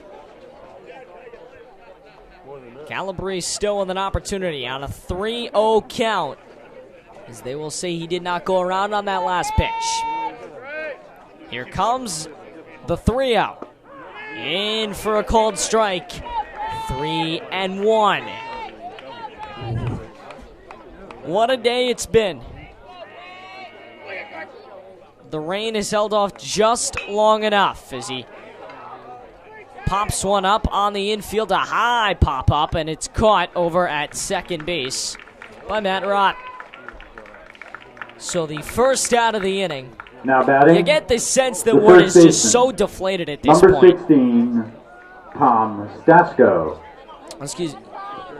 Stasko will step in. You get the feeling again. The Warde fans are silent. The Warde dugout is silent. They know that this has just not been their day. The first pitch misses low, a ball and no strikes to the first baseman. A disappointing way to end the season for Warde, but hey, they went to the FCAC playoffs. They went to the state playoffs. They had a good season. That one in for a cold strike. They beat some pretty good teams. They beat Ludlow once. That was probably the highlight of their season at this point. So they've certainly had a good season, just not as good as they would have hoped. And they haven't really had one good season ever since they made the FCAC semifinals a few years ago and fell in that game, and then made it to the state championship and fell in that game. Pitch misses inside, and the count is now 3-1 to Stasko.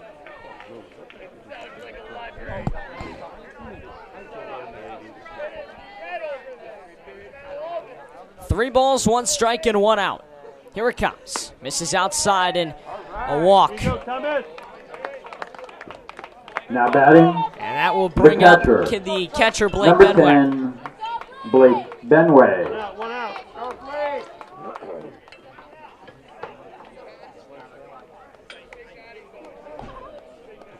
Warde won the opening round of this matchup in the regular season, but it looks like they're going to fall in the next two in the FCAC and state playoffs.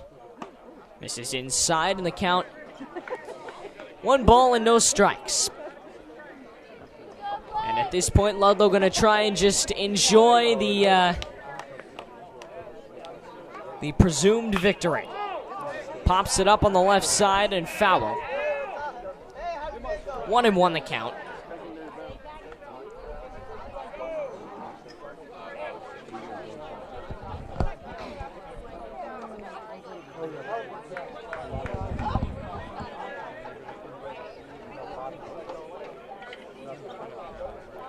Ready with the 1-1. Saladin sets up.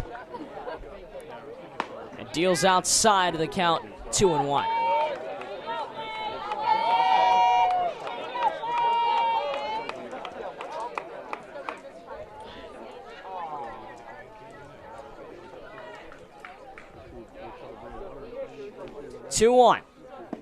Cut on and miss, 2-2.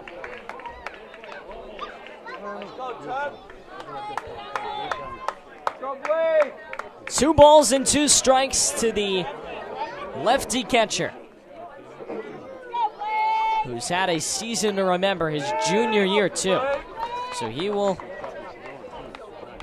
return better than ever next year, presumably again. 2-2.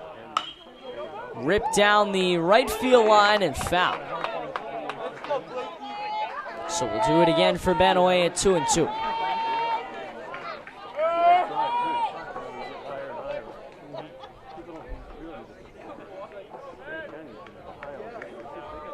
See if we can get you some final scores at this point. The games that did get played today should be wrapping up shortly. Here you go, here you go.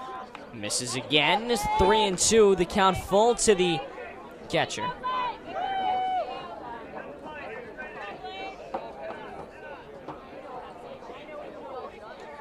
In Class S baseball, Holy Cross 7, Bolton nothing.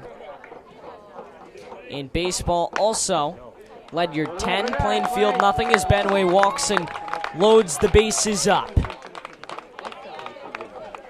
Stasko to second, Benway to first, Vogel to the plate. He's 2 for 3 this afternoon.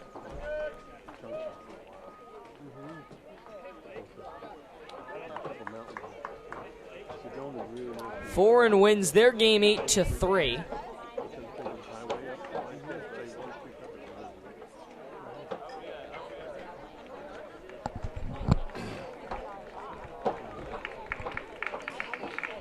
Rain has postponed the state tournament game in the top of the 5th. Weston trails Berlin 7-4. As off comes Saladin, he is done. Now pitching for Warde, and that should number bring 17, in number Alex 17, Alex Wiggitman. We've seen him before. The Fairfield Prep South Windsor game again postponed to tomorrow. In Class Double-L baseball, Naugatuck beats Brian McMahon. Believe that is the first final out of Double-L this afternoon. Naugatuck's wins 2-0, so not an easy victory.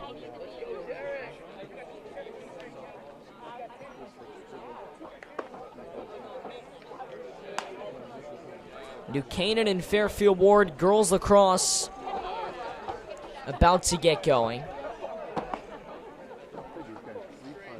St. Joseph, how about that? St. Joseph baseball wins 25-0 against Grosso Tech. They await the winner of Granby and WCA in the second round Thursday. Wow. 25-0. See, that is why St. Joe's needs to be in Double-L. That score alone is everything that's wrong with St. Joe's in Class S, or M, or even L. In Class L, Maloney beats Hartford Public 17-0. That's softball. Seymour beats Platt Tech, also 17-0. That's also softball, number Class 6, M. Jack Vogel. As Jack Vogel will stand in. Here you go, Jack. Break it open, Jack. For undefeated Fitch, that's who they beat.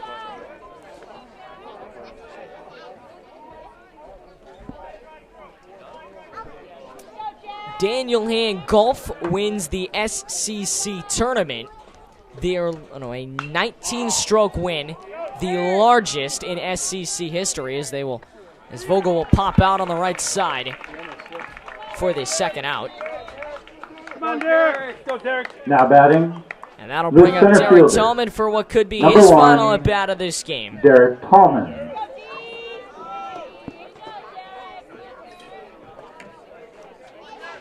That's pretty crazy. An 18-hole, an 18-stroke win. That's larger than most majors.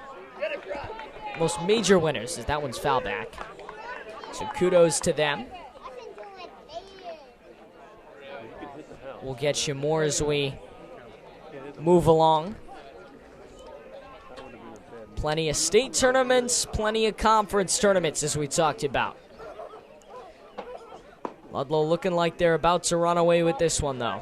That one misses to Tallman, a ball and a strike. Go, Derek. Ludlow just 3 outs from moving out of the second round. How about a curveball in for a strike? Was slower than most. Here you go, Derek. And Tallman down 0-2. 1-2. Another softball score rolling in. Waterford wins 18-0 over Innovation. So it's 2-2 now. That in Class Go, M. Derek. Darien and Amity underway in boys lacrosse, opening round of that one. Tallman will hit one down the right field line by a diving Stanton, but foul. So 2-2 once again. 2 balls, 2 strikes, and 2 outs.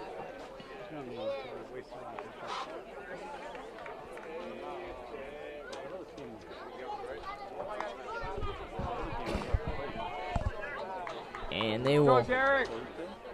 Wiggetman will trade his ball in for a brand new one. That Daniel Hand, the total score from them. They won the SCC tournament. As that's strike 3, they won with a 3-11 total. But back to our game. We're done with the 6th, and Ludlow just 3 outs from moving on to the second round of the Class LL State Tournament. We're back in a bit on the original home of the Falcons, WFLD.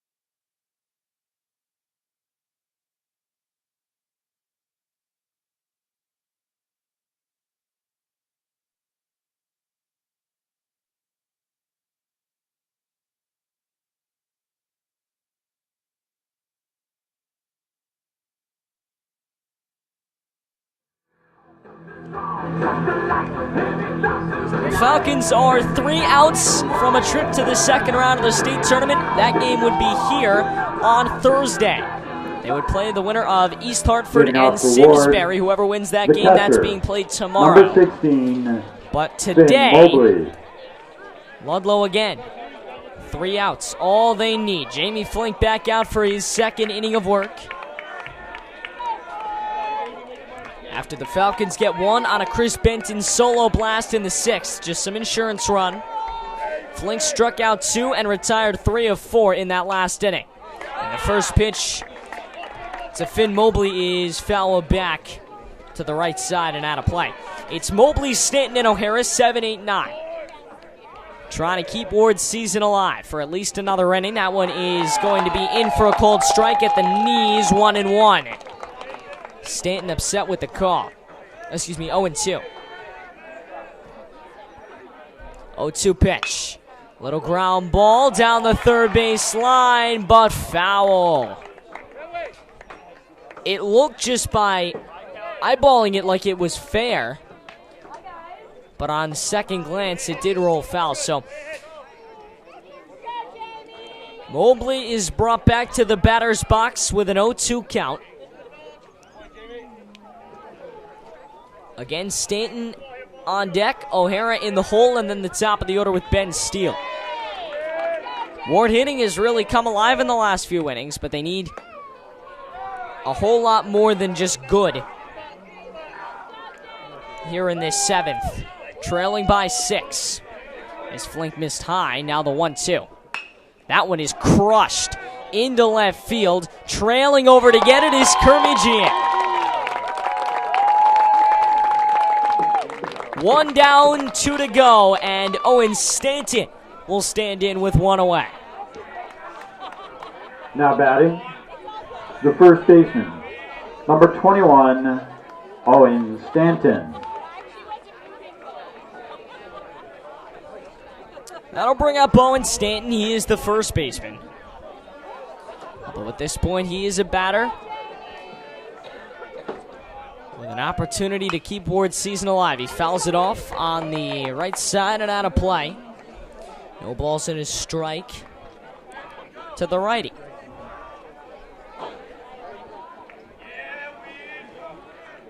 One away here in this playoff game. This a bouncing ball toward the middle, but ranging over to get it is Vogel. He goes across his body, and there's 2 away. Smooth as silk. Jack Vogel saw it getting through. It went just over the glove of Flink. He ranged over, caught it on the run, and threw a nice sidearm throw across his body. Pinpointed over at first for the second out, and now Declan O'Hara, the last hope for the Mustangs to keep their season alive. Now batting, number 24, Anthony Espinoza. It's actually Anthony Espinoza's. There's a strike in. Espinoza DHs.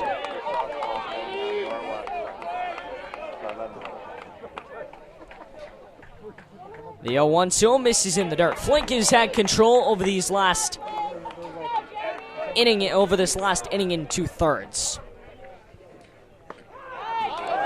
Hasn't let many runners get away from him. Is that in for a cold strike, 1-2? He's retired 5 of the 6 batters he's faced. Takes a deep breath on the mound. Rocks and deals the 1-2. A ground ball. Howell is going to get it at second, comes to his feet, and throws him out. The Falcons will go to the second round of the state tournament, and the road to Palmer Field will run through Kiwanis Fields, as the Falcons will host the winner of East Hartford and Simsbury right here on Thursday afternoon.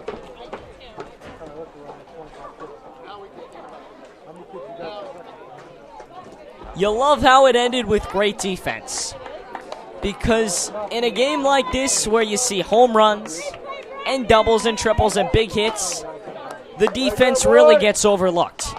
But the defense gave up just 1 run today, and the defense's name has to be Chris Benton. Flink came in and shut the door, absolutely, but Benton controlled this Mustang lineup all the way until he was taken out in the 6th.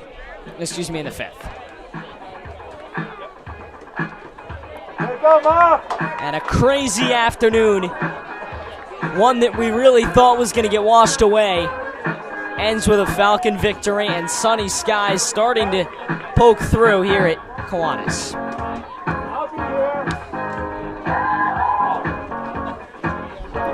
time of the game was 2 hours and 33 minutes. So not a very long game at all. And we'll recap the scoring for you if we can.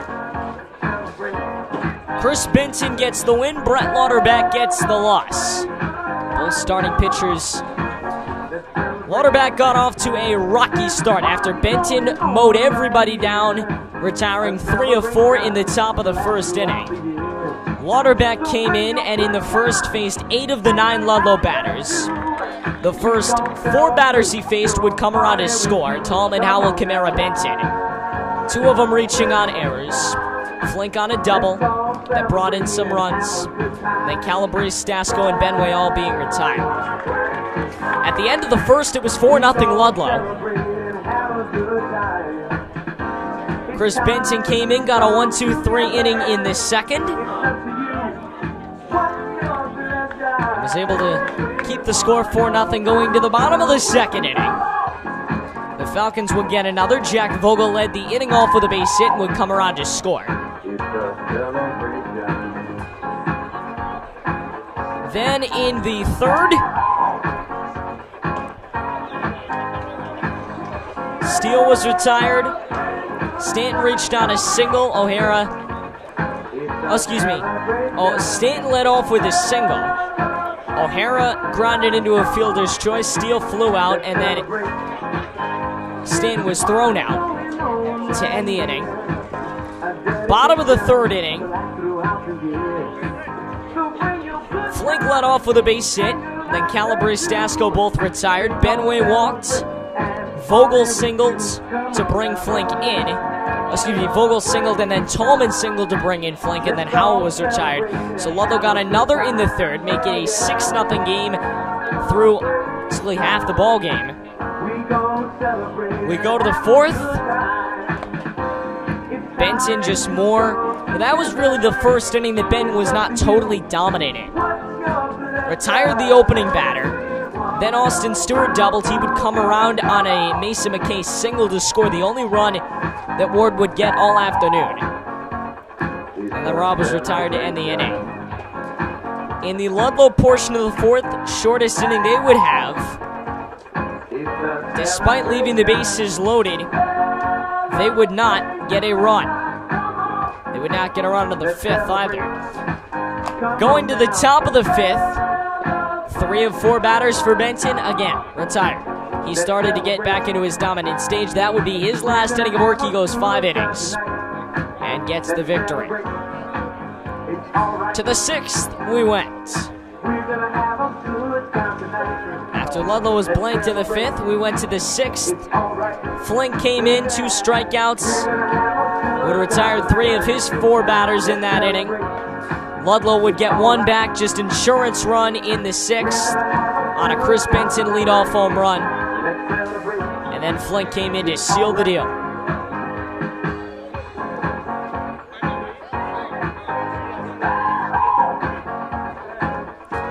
Falcons get the win. They'll go to the second round of the state playoffs. What a big victory for them. We'll get the totals to you when we get back. You're listening to Cluster Bowl State Tournament Baseball on WFLD.